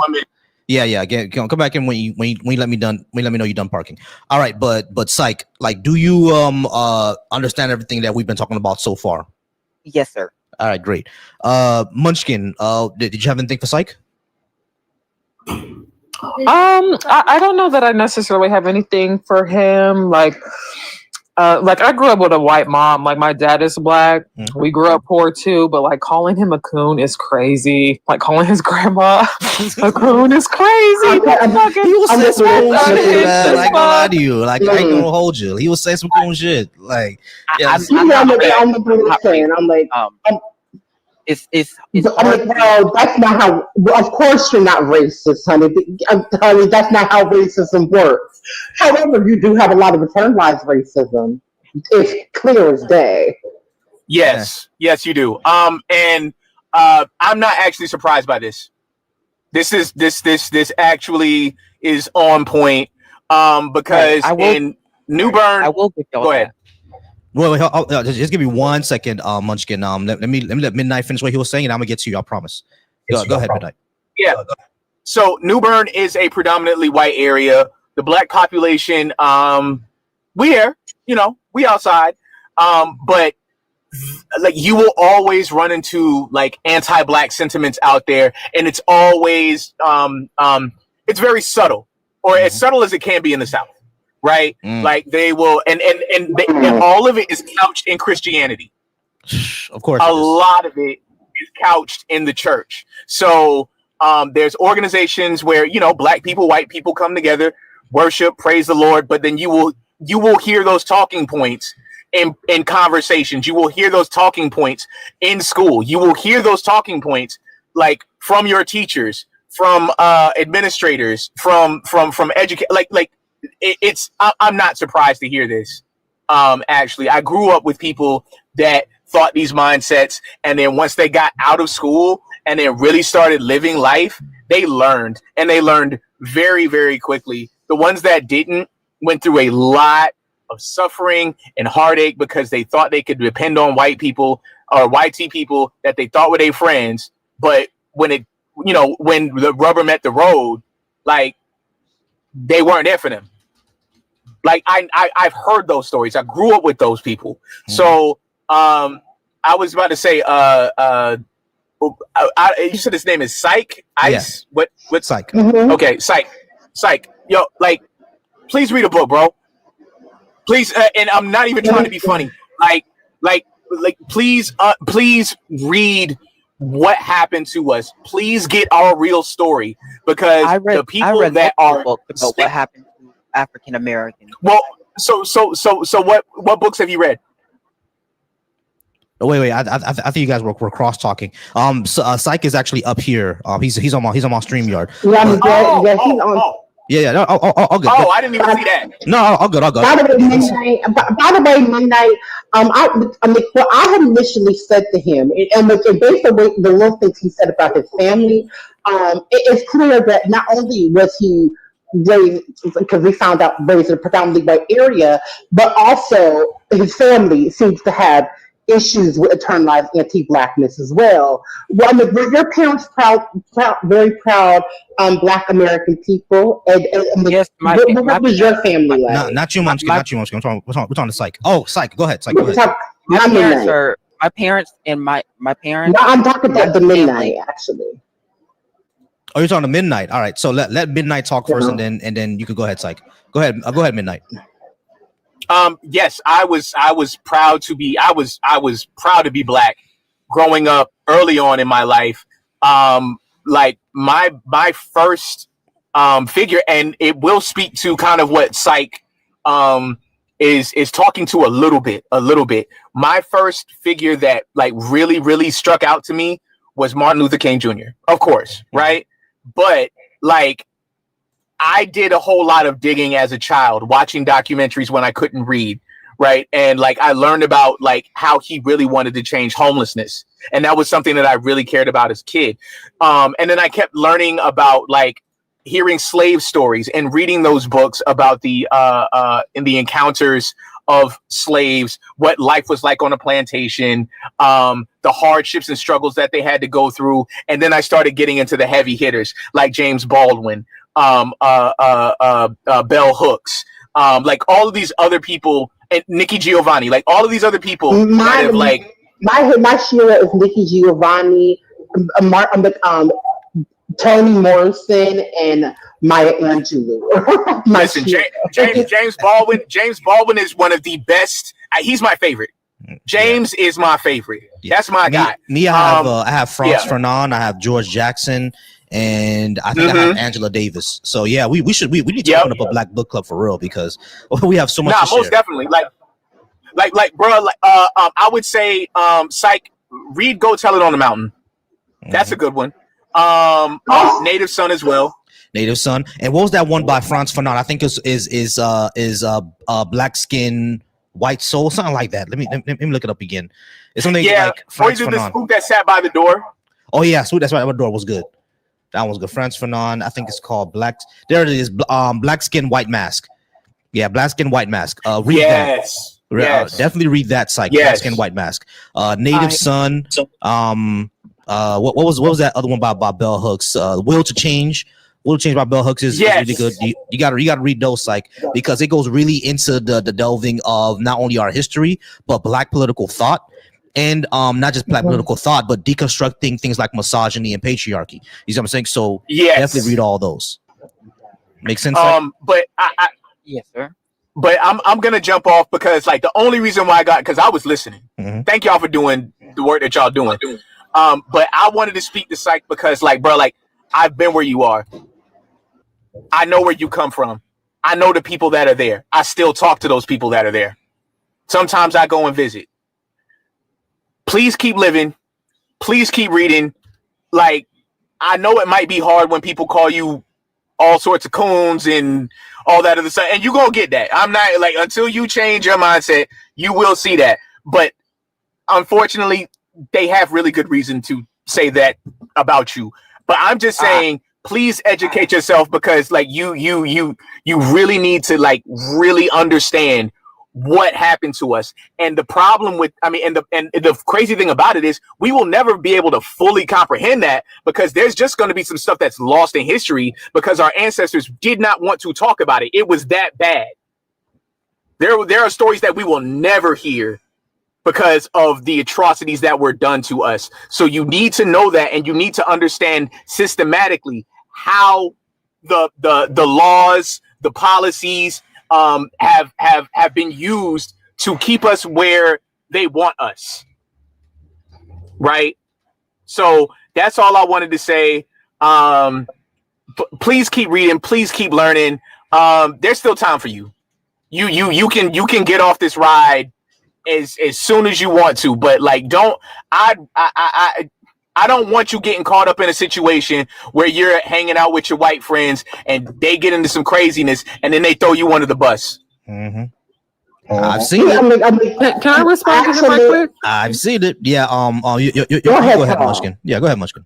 So remembering or recalling what he's talking about, like my grandpa said, like don't, maybe I'm misrepresenting the quote, but like don't use food stamps, or like we don't need reparations. I think that kind of comes from like pride, like wanting us to have our own, wanting us to create and craft our own. And I don't think necessarily there's anything wrong with that in particular, but not recognizing that the detriment that has happened to our people on its own is like its own separate issue. So I think where the grandpa or where the grandparents were coming from is not necessarily wrong, but it is like a viewpoint that seeks to exclude, the actual detriment that's happened. When it came to the food stamps thing, what he said was that when it comes to food stamps, most people actually sell it, which is just completely false on its face, because if most people were selling it, we'll have a huge starvation problem in our country, wouldn't we? You know what I mean? So it's one of those things that were really, really based on these stereotypes about people who are on these programs, and by extension black people as well. But Psych, we did give you a lot to think about. Hold on, this is for your Baptist. Y'all not going to absolve the church of its treacherous history. We're not doing that. Baptist, if you want to talk about, I can't hear anything she's saying. Okay, hold on. Can you hear me now? I don't think she can. Can you hear me now? Yeah, that's better. On. Oh, they said that's that. better. No, it just sounded like really muffled. Okay. And if you're not going to absolve the church on this, I don't have to answer your question because the topic is not about Christianity. And at this time, you could come back on Sunday if that's what you want to talk about. Yeah, come back on Sunday. Bye. And since you can't, and since I know you cannot respect boundaries because you, typical Christian, you don't have any. You're muted. Yeah. Bye.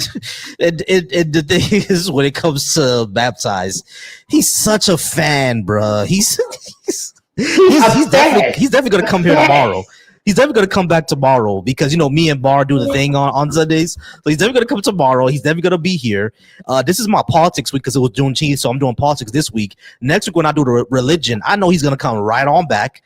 Him and Chosen One, they are such fans of me, bro. I don't get it, y'all. And him, and he never. And that, by the way, Baptist. I don't think I've ever seen Baptist come up on the panel. Never. He never comes up. He's come up once, and it was a total shit show. He didn't want to speak. I know. I take that back. It was that one time, and I read him for Phil. I read him. I know I did.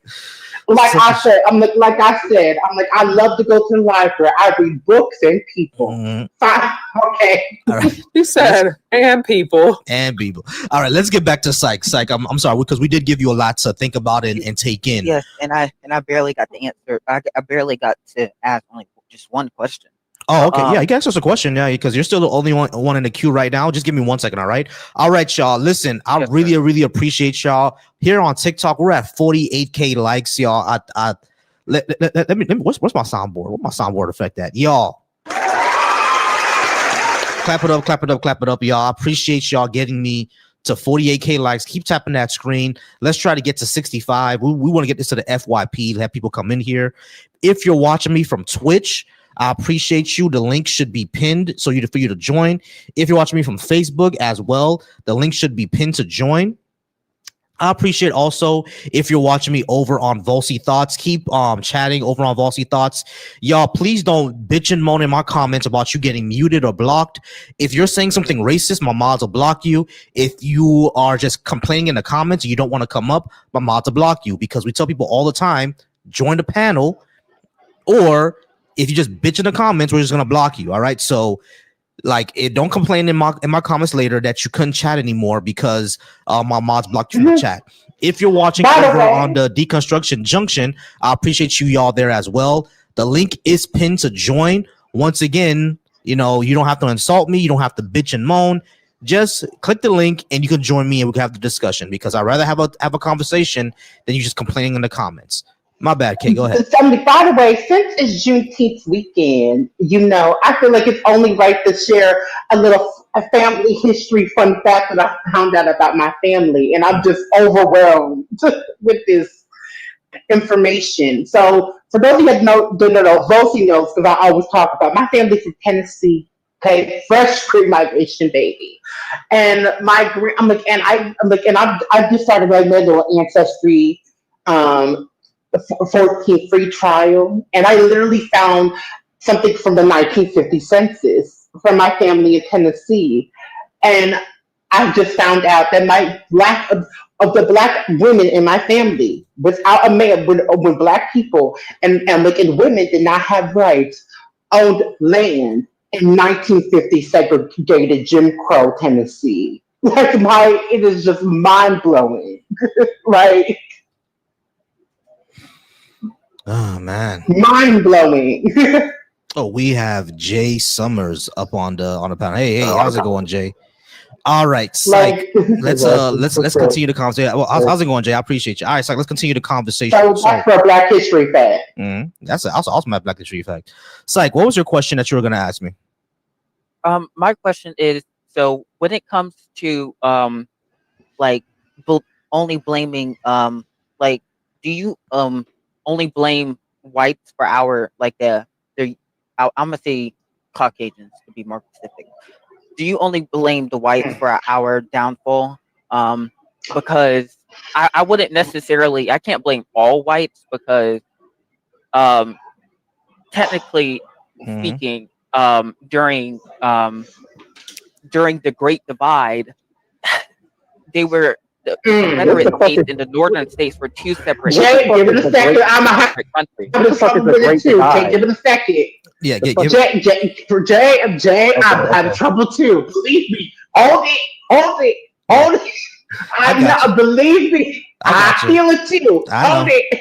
I know. Just hold it for a second. All right. So let's reiterate what Psych was talking about. Do we blame white people? Because he can't blame all whites because technically during the time of the Civil War, there was a North and the South. And Psych, were you going to say that the North fought to free us? Yes, and plus Thomas Jefferson. You know he was. And plus Thomas Jefferson. He was the one that got slavery to end in around Thomas Jefferson. Wait, Thomas Jefferson? Are you talking about Thomas Jefferson? I thought you mean the one who great Sally Hemings? Sally Hemings just. Hold on. Let's hold on. And Midnight is coming right back up. I knew Midnight was gonna come back up. Wait. Everybody pause.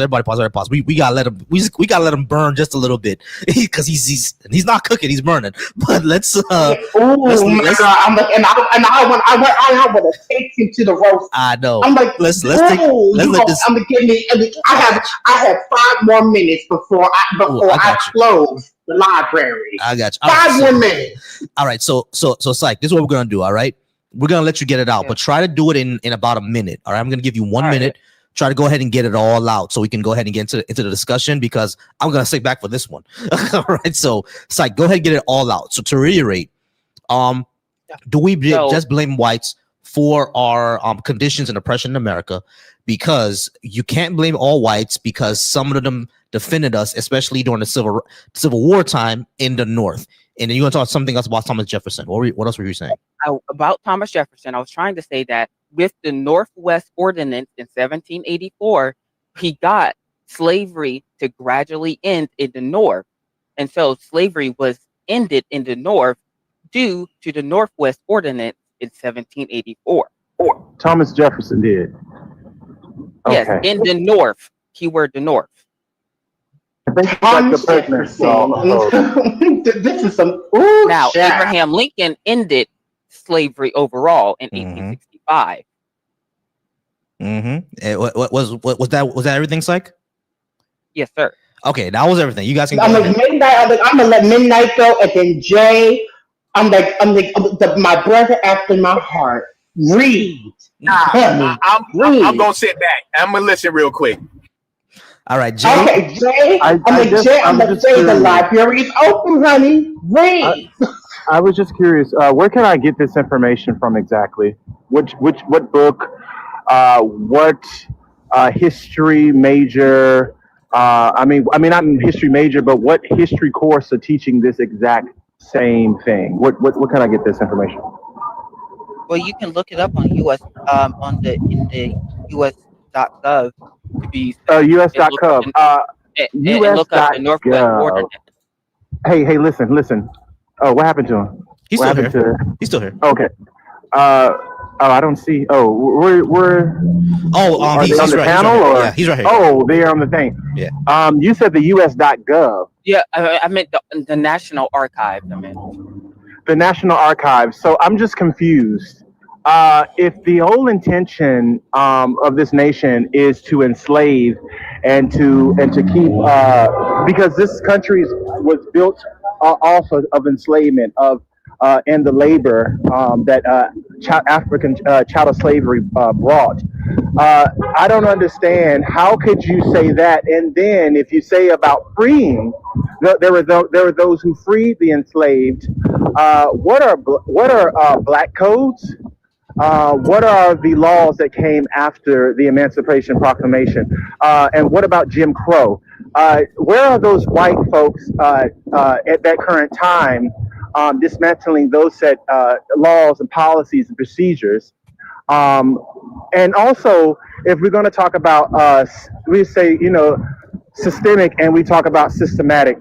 Systematic is basically when we talk about having blankly outward policies and laws of such as like different water fountains. You can't go here. You can't do that. You only can get this job where you're let's see, working under white tea people. I'm just trying to understand. Just because you're saying about and freeing, what happened next? Like, what happened after that? Like, where are those white tea people then? What happened to them? The black code. Like, what are we doing? Redlining. What are we doing? The GI Bill. What are we doing? Jim Crow. What are we doing? What's happening? Well, back then, in the I'm gonna say the 30s to the 60s, to be more specific. Ooh, also too, the convict leasing, through in that time. What are we doing? So you basically, the 13th Amendment states that no, you wouldn't necessarily be considered enslaved or indentured servitude unless you committed a crime. And I'm just trying to understand who wrote those policies and who enact those types of policies on a set group of people with no power. I'm confused. Make it make sense.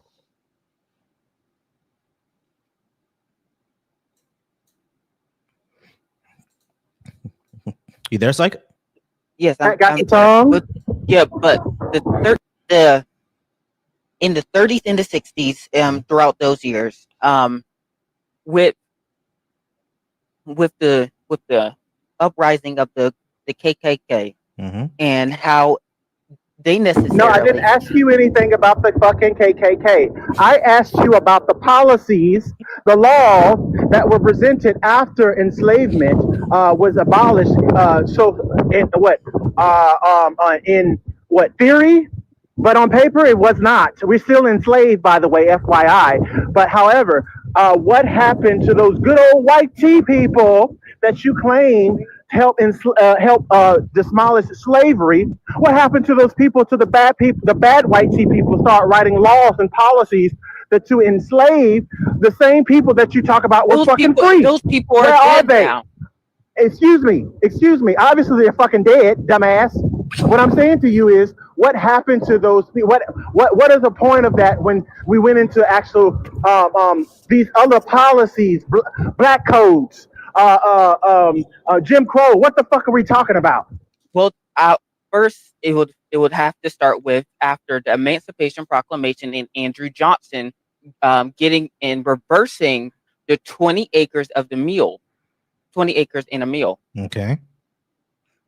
So that's the first step in which I would say it would have first started with, because of Andrew Johnson. I'm sorry to interrupt you, because I think that you're not actually understanding what he's trying to ask. What he's trying to ask is, all those white people so you're saying that we can't blame all white people for our oppression. However, all white people were standing by while Jim Crow, black codes, redlining, and all that still passed. A lot of them are still standing by. Yeah, I mean the small amount of allies that we may have, even they even admit that they don't have the power to do everything because other white people is still in the way. You see what I'm saying? So it's like when you say we can't blame all white people for our oppression because quote unquote some of us defended us after during the Civil War, which is really not true. They were defending the Union. But even if we give you that, afterwards you had black codes, you had Jim Crow, you had redlining, you had the war on drugs, you had mass incarceration. All of them were standing by while all this was happening, all the way up into the 60s when the hippies came around and they started protesting for us. You see what I'm saying? So what during this entire time of second-class citizenship, where were those allies? That's what Jay is asking. Am I correct about that, Jay? Yes. Where's the United States .gov, wherever the fuck you got that information from? Where did you read about the other good old white tea folks? Where are they? Did you read about them too during that time where all the things that was basically stated? Where are they? What do they do? Did they do anything? The good white folks are still around, and they did help us in the past. Wait a minute, I thought you said they were dead. I thought we understand that they were unalive. They're no longer here, but you're talking about those who freed the African people. I'm saying shut the fuck up. Hey, listen. I don't know how you're able to listen to what I'm saying to you if you're too busy fucking running your mouth. What I'm saying to you is obviously we understand they're unalive, but we're talking about those good white tea people that freed the slaves. What happened within them history books you read? What happened after that? Did they dismantle any of these things that I just brought up? Black codes, the convict leasing program, the GI Bill. Did they do anything? Did you read them in those same fucking books? I'm like, listen. I see you right, Maccabi. Yeah, I'm like, Jay is a brother after my heart. You better read, Jay. I don't think Psych heard everything because it looked like he dropped and then came back up. All right, Psych, there you are. You're not now you're back. Yes. Did you hear everything? Yes. I think that was the worst thing that could have ever happened. But I'm sorry, sir. If it sounds like I'm interrupting you or doing whatever, I'm trying to have a logical conversation with you and a peaceful conversation with you because I don't necessarily want to argue. I don't give a fuck about peace. We're done with peace, motherfucker. That's what I am. I'm done with peace. I'm straight up Malcolm X on your motherfucking ass. I don't give a fuck about no motherfucking peace. If anything, if it was up to me, I'm not gonna say what I want to say. I'd knock your motherfucking head between a wash and a dryer if it was up to me. But I'm gonna keep it straight. I'm gonna keep it professional. Shut the fuck up. You couldn't even expound on the simple fact is that those people that were freed, or you freed them white people, good old white people were freed the slaves, but you couldn't even tell us what happened afterward. Are you able to tell us that? What happened afterwards? Those white people are dead. Most of those good white people are dead. Mm-hmm. What the fuck are we talking about? What are we doing? There are still good white people around that help us and that care about us. All right, we can't deny that. I got you. Okay, so Psych, I think what your point is, what you're trying to say is that when you ask who do we blame for our oppression, is it every single individual white person? Look, because hold on. I got you. Let me answer this question. All right, I got you. Let me just answer this because the reason why no one is answering that directly is because it sounds ridiculous. Of course, some 5-year-old kid named Tyler in Idaho, we're not going to blame him for the oppression. What we know is that he's going to benefit from our oppression. And when Tyler grows up, he may, because of the community that he grew up in, he's going to have racial assumptions about my son. Yeah, I mean, and that's how we end up with the Carmelo Anthony and the Austin Metcalf. You feel what I'm saying, Psych? So that's the issue that we're talking about. You feel me? There's a system in place. Do we blame some Cletus in Alabama with 5 teeth? No, not him. But we know there's a system, right? And we know that if he said the wrong thing about that case, I'm gonna cuss you outside. Oh yeah. But the issue, Psych. Let me just finish.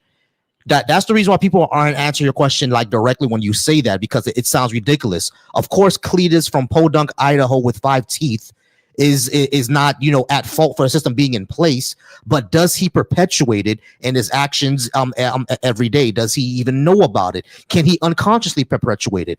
All these things are yes.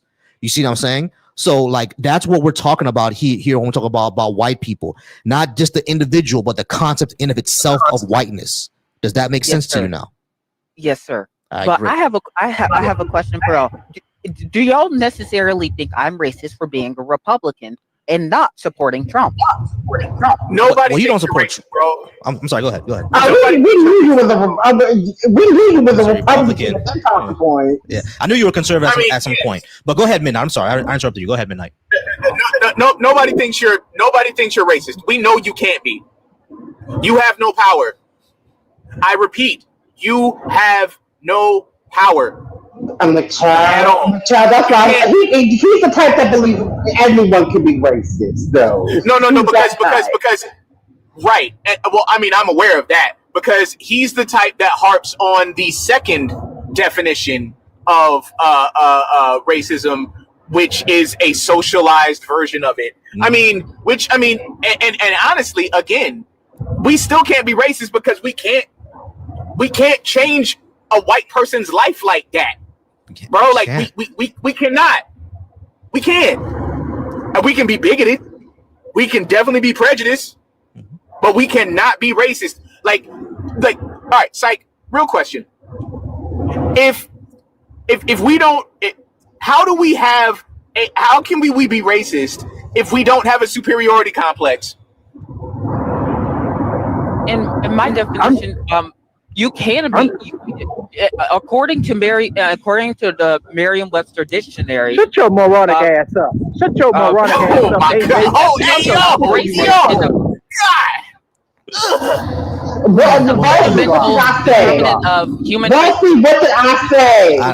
I say? I knew. What did I say? I knew. What did I say? You can be racist.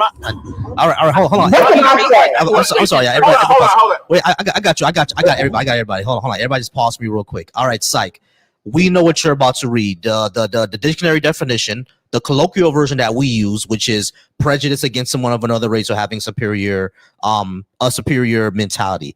However, do you know that that's not the only definition of racism? There's a more accurate and academic definition of racism. Do you know about that one, psych?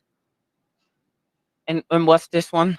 That one is not racism is more than just the prejudice belief, but it's also the system and or marginalizing a certain group of people, basically. And marginalizing mean to give to make them have put them in a powerless position, essentially. So racism is not just a belief, it's also the system. Also, if prejudice is in the definition of racism, I hope I don't have to finish asking that question. You don't. You don't. We get. Actually, hold on, Kat. We have that conversation right now. Give a second. Midnight King. Is that okay? Midnight King. You know that you're gonna have to spell it out directly for him. You're gonna have to. I'm sorry. I know that. I know because again, I know where he comes from, and I know that the education system absolutely corroborated this. I know it did because I grew up in. My education system was perfect. I'm not sure about that. You don't. There's a lot of history you don't know, bro. It's like there's a lot of history you don't know. So hold on. You mean the same education system that only highlights chattel slavery for one page? Holy in the history books? Really? 1 or 2 pages. Are you dead ass? Are you dead ass? Like seriously? Hey, dead ass. And I ain't even from New York. Like dead ass. 1 or 2 pages, and then they you get more pages on the Civil War. Bro, what's crazy is down here in Florida, you at least get a chapter.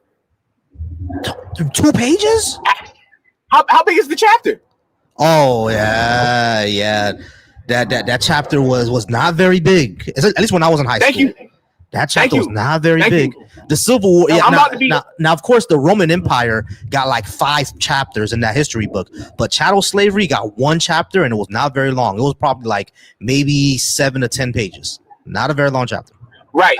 Also, one thing that y'all are like not really aware of that New Bern has a huge stake in, well, North Carolina in general, is the fact that North Carolina was a really big fucking deal in the Civil War. Yeah, like, it was. we built I forget, they were the precursor to submarines. I forget what they were called. No, I know what you're talking about. No, exactly what you're talking about. And you know what I'm talking about. Yeah, and the Iron Maidens they're little too. fucking warboats. Yeah. And the Ironsides too. That's where they was created in North Carolina. Yeah, we had a lot of battlegrounds out here, and we take. Matter of fact, hey, did y'all Tryon Palace? Have you been there, Psych?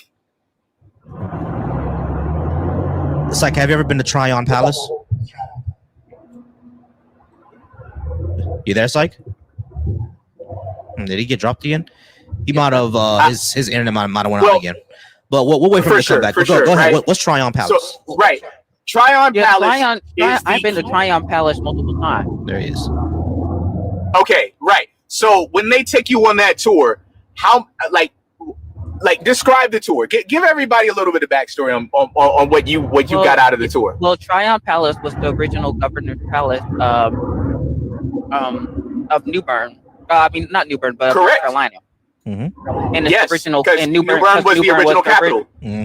Capital of North Carolina before they switched it to Raleigh, of course. And Tryon Palace, it does have the slave quarters. It's a very beautiful palace. I like the garden. The garden. Holy shit! You're funny. You're funny.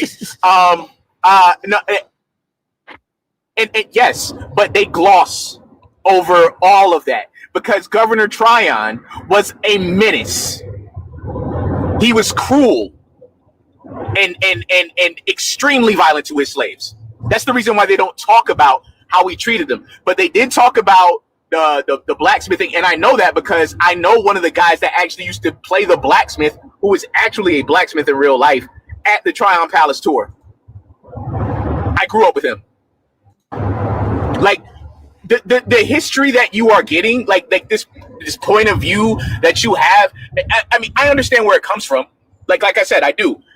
It's a mixture of this Booker T. Washington type mindset. And I don't know, like it kind of bastardizes W.E.B. Du Bois' like train of thought as far as education is concerned too. It's weird, but I'm just saying. I don't hate black people. I love my black people. I love my race. Mm-hmm. I'm proud to be a black African American. But when I get the minute people hear that I'm not a Democrat and I'm a Republican because I believe that the federal government should have less power than and the state should have more power, people automatically think, of course, oh, you're a Republican, you support Trump. So no, I understand that you could be a Republican and not support Trump. Let me get him. Yeah. Let me get him. All right. So, Psych, why would you want small government as a black person? When the government's the only thing that's providing laws to protect you as a citizen of this country. You have to necessarily think about it this way. The states are the one putting the person in charge. Without the state government, the states technically are the ones that have all. Well, without the states, a president wouldn't be in power. Would be illegitimate. Yeah. So, Psych, let me ask you a question, right? Because this goes to what Midnight is trying to get to, right? Jim Crow, that was oppressive for black people, correct? Yes, sir. Who put in Jim Crow? The federal government or the states?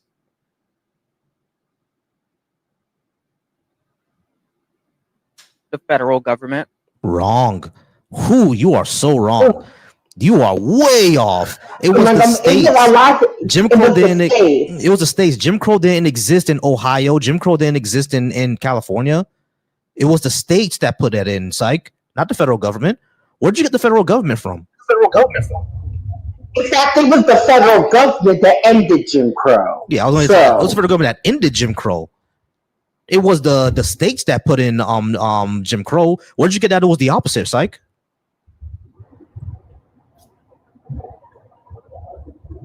It's been a long time since I learned about slavery. Last time I learned about slavery was in middle school. You went through all of high school without learning about any of this? Hold on. First of all, that's outrageous. I told y'all. Yeah. First of all, that's outrageous. And then for you to say that and say that your education was perfect. But outside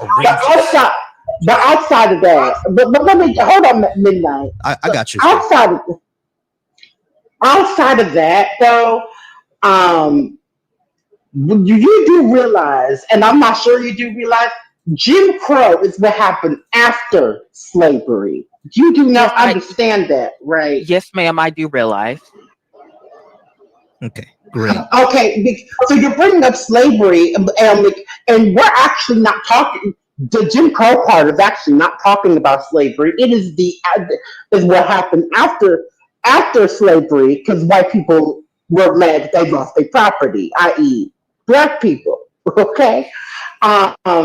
So you're saying that you're talking about states' rights. Do you concede that the idea that it was the southern states in particular where Jim Crow existed, and the fact of the matter is, it's actually the federal government as we speak that is literally the reason why that it ended. The Brown versus the Board of Education, the Civil Rights Act of 1965. Plessy versus Ferguson, all of these are federal. The Plessy versus Ferguson was a state thing with Louisiana that actually quantified the one drop rule into law. But actually, that's what Plessy versus Ferguson did. Yeah, it's crazy, ain't it? Now, Kay, can I add something else? Because I asked them that question for a very specific reason. The reason why they would want small government is so they could kill us with impunity, unalive us with impunity. Because who was going to come and save us? And it's not like you could defend yourself, because then they would unalive your whole family or your whole town. And they have done that. And they have. Yes, they have. Are you familiar with the massacre of Wilmington, North Carolina? Oh my God. But actually, my family is from Tennessee, and there was something similar that happened in Memphis in the 1800s. It's happened in every state in the South. Yep. And I guarantee you that. I live in Central Florida, and happened in Ocoee, Florida, about 20 minutes away from me. So I thought you were gonna say Rosewood, bro. And Rosewood too. Rosewood is about Rosewood got a movie. Rosewood got a movie. Rosewood about 2 hours and a half away from me. Is more southern, but it's like that. So psych. Back to the question that Midnight was asking you. Do you know about the massacre of Wilmington, North Carolina? Correct. Yes, sir. Yes.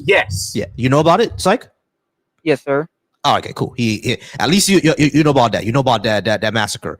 Those things happen all over the South because there was a small government. They want to control their own territory, and in their territory, they can do whatever the hell they want with us. Right? It took the federal government for them to stop that. That's what I'm saying. So when you say that, the reason why people, especially black people, are extremely uncomfortable when someone says small government, because it brings us back to that. Make sense, like? Right. Like that small government allowed, because here's what you may or may not know. Black politicians during the Reconstruction period were kicking white Southern politicians' asses. Oh yeah. We were getting positions of power out the gate, and things were changing in not only tremendous ways for black people, but for white people too. But they're not going to sit there and tell you that. They're not going to sit there and tell you that. They're going to put that on like a white person and whatnot. However, when they started moving like that and Jim Crow started becoming a thing, that small government mindset was the reason why they were able to massacre politicians or run them out of towns.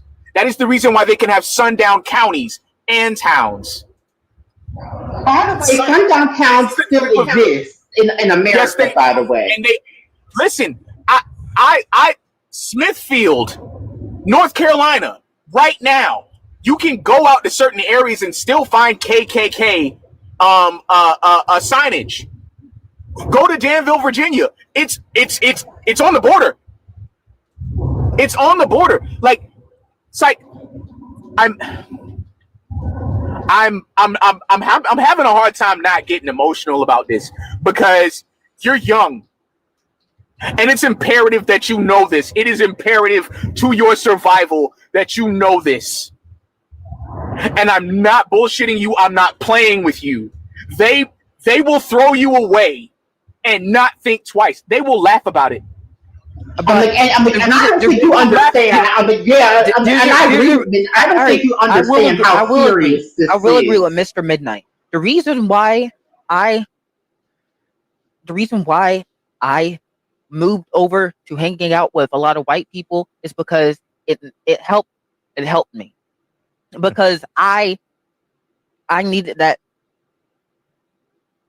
I needed to perform better in doing a lot of things in my life to uplift myself, to become the person I am today, and get into a private college, and I have many good friends that I care about, and I have many good friends that are black that I care about, but I'm not racist. Right. Let me try to. As we just explained, you can't be racist. You can't be. But so we're not even going to go over that bullshit. Right. So I need to understand like where you're coming from, right? Because you said that in order to perform better, you needed to be around more white people. In order to perform, I always doubted myself as a child. I couldn't. As soon as I couldn't play basketball, I knew something was wrong with me. Wait, but what? No, it's not something wrong with you just because you can't play basketball. I can play basketball, bro. Let's try to understand. Because this seems to go deeper than what we think. I'm trying. Yeah, I know, because this seems to go deeper than what we. It hurts. Mm-hmm. This absolutely hurts to hear. It does. Yeah. So that's why I'm trying to understand deeper where he's coming from. What do you mean? Because you couldn't play basketball, you knew something was wrong with you as a child? Like, that's wrong with you. It mostly stems from my father. I don't like my father. My father left me. He may have helped me pay for college, but I don't like him. Gotcha. Okay. Now, listen, not getting along with your father is something that's, beyond this type of life like this. But at the end of the day, your father not being around but still paying for your college.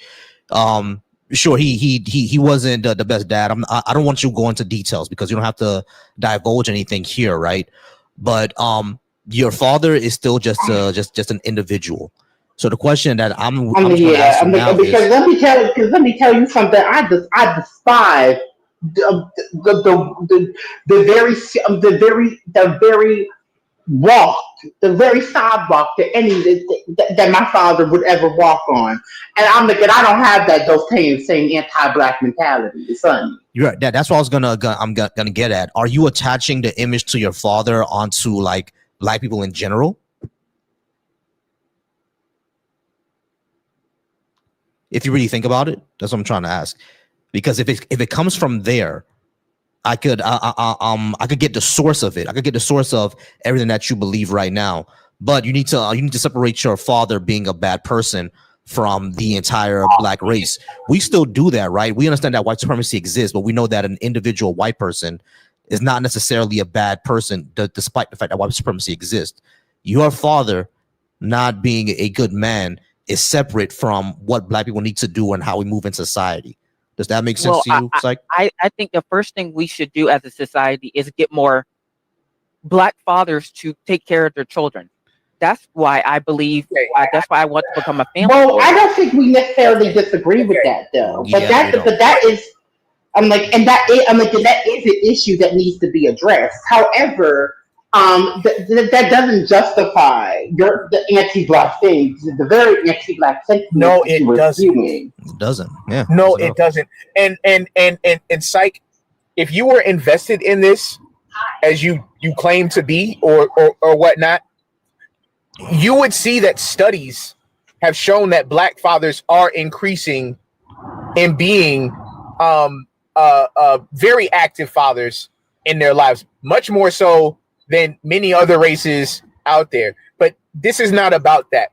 My thing is, there seems to be some sort of level of not necessarily self-hate, but personally, I like. No, it's definitely self-hate. Hold on. Yes, but like, it's he does not register it as self-hate, so it's self-esteem issues.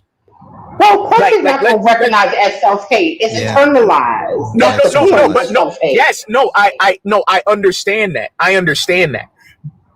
But I'm seeing this stemming from self-esteem issues too. Like when you mentioned the basketball thing, that was wild, bro. Because like, look, Neil deGrasse Tyson ain't good at sports.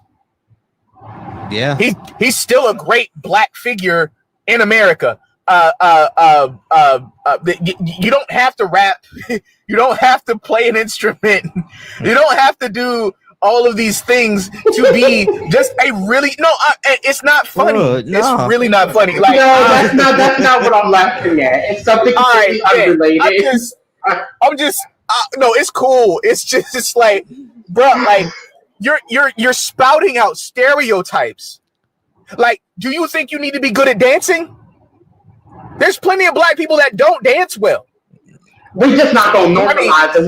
We just don't normalize it. Yeah, we just dance to another rhythm. You know what I mean? But yeah, go ahead, man. I'm sorry. Go ahead. I mean, bro, like, I feel like I'm listening to somebody actually have a real life Uncle Ruckus. I'm acknowledging that I'm black moment, like that BET episode where he got the reality TV show about him learning that he's black. Like, it sounds like you feel like you need to like you need to wear Jordans. Like you need to play basketball. Or that's not the point. That's not the point. The point is you're pulling a bunch of stereotypes, a lot of stereotypes about black people, like out of your ass right now, and it's insane. It's insane. You know what I'm doing? I'm sorry. Let me just get this go ahead, out. Kay, and then I'm gonna tell Psych what to do next. Go ahead. Well, first, I do want to say, Minna, I promise you that wasn't what I was laughing at. I was actually laughing at because I've been on Hilly, and I'm like, and it said that my sign Cancer and the Scorpio dude are 90% compatible, and I died laughing at that because of Scorpios. I fuck with Scorpios. A Scorpio man, the demonic. Absolutely not. You gonna make me go back to my practice. I rebuke it. Okay? I rebuke it. Oh my god. But yeah, so Psych, this is what I want you to do with me for me, okay? Because there's a lot of things here that you need to deconstruct from. There's a lot of things that you need to unlearn and unpack. And look, I'm studying to be a counselor. Okay, I'm only about 6 months away from my license, so I want to go ahead and talk to you more about this. Do you have Discord? Yes, sir, I do. All right, go to in my YouTube. Go to my bio. You're gonna see my Discord link for the Black Atheist Discord. Go ahead and join that. And then we'll talk. We'll get dragged up in there, Volsy. No. I'm telling him to speak to me. Speak to me. All right. So, I'm like, don't have him speak to nobody else, but he's gonna get ready. Before I join, is this the atheist Discord? It is an atheist Discord. But you don't. My family is a very devout Christian family. I figured we can still we already knew that. Yeah, we knew that. We can still speak. All right. We can still definitely speak. Just go to that Discord link. It'll make you join, but then you can unjoin if you want. Just hit me up in the inbox. All right. Off topic again. They had the nerve to describe Scorpio men as monogamous and less likely to cheat. Absolutely not. No, absolutely not.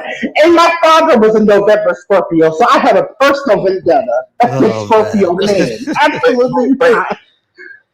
I gotta go, man. I really gotta go. But Psych, brother, please, I'm begging you.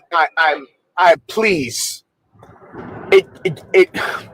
It's important because again, like if you don't know, you could really be putting yourself in serious danger. Serious danger. Because they're not going to care about your political affiliation. They're not going to care that you say all the mission statements of their little club and the guidelines and the bylaws and all that other, like you have all the right rhetoric and everything. Like they would sooner unalive you and laugh about it because he really drank the Kool-Aid. Mm-hmm. And it's a bigger joke at that point. It's a bigger joke at that point. And it's probably because you're from New Bern that I'm going this hard, because like I got out of it too.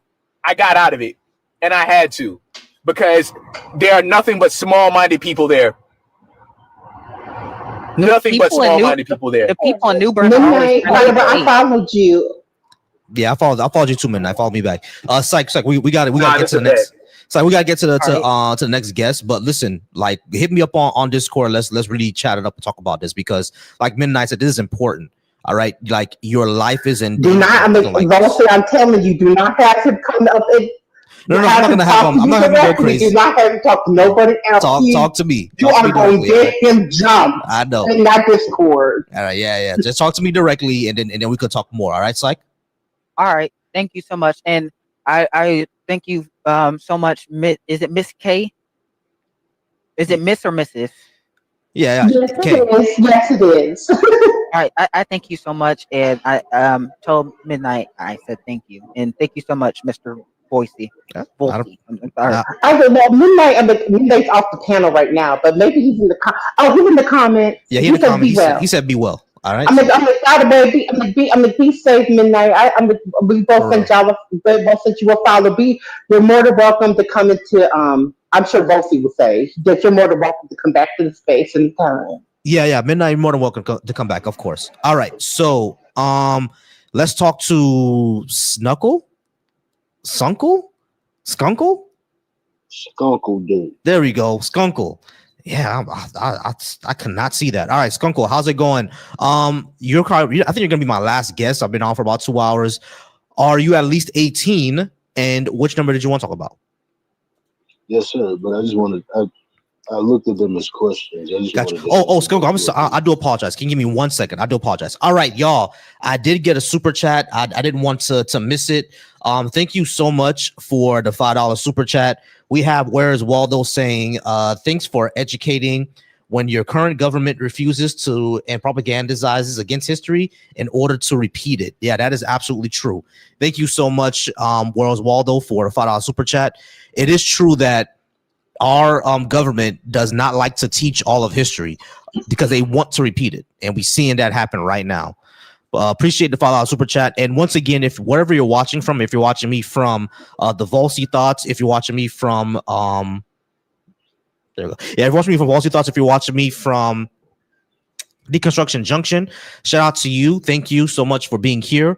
Once again, the link is pinned, so you can go ahead and call in. I'm not reading all the comments, y'all. I'm not saying what's going on. So y'all figure that part out. All right, and I just want to go ahead and give another announcement. Clap it up and cheer it up. We hit 82K likes. This is the most likes I've ever had on a live, y'all. I really appreciate that. Thank y'all so much for being here and getting me to 82K likes. We are going not going to talk to Skunkle. Skunkle, how's it going? Are you at least 18? And which number did you want to talk about again? Yes, sir. And I just wanted. I looked at them as questions, so I was just going to kind of answer the questions simply. Oh, okay, sure. So I think America was never great. You agree? I disagree. Disagree. Okay, great. Let's talk about when America was great. It started in 1776, and it had slavery all the way up until 1865. Do you think that's great? That's when the American corporation started. I don't care. Is that great? Did you hear me? I heard you. What I'm saying is that I don't care when the American corporation started. Understood. That's not my question. So 1776 to 1865 was slavery, around 90 years or something like that. Do you think America was great then? But actually, it was 1492. I understand. I'm talking about when America started in 1492. No, it was. In 1492, it was still not Britain. In 1776, that's when it became America. So, was it great during all those slavery years? It was. It was. No, but no, I said no. It's no. Okay, you said cool. it was great. Right? No, I didn't. I said America was never great. You said before 1492, it was Britain. That is not, no. It was Great Britain. Yeah. Okay, cool. Because those were one of the conquerors. Yeah, I know. It's actually that war. I know. America has always been. Skunko, stop. I'm not sure if you're following me here. All right, we're talking about America.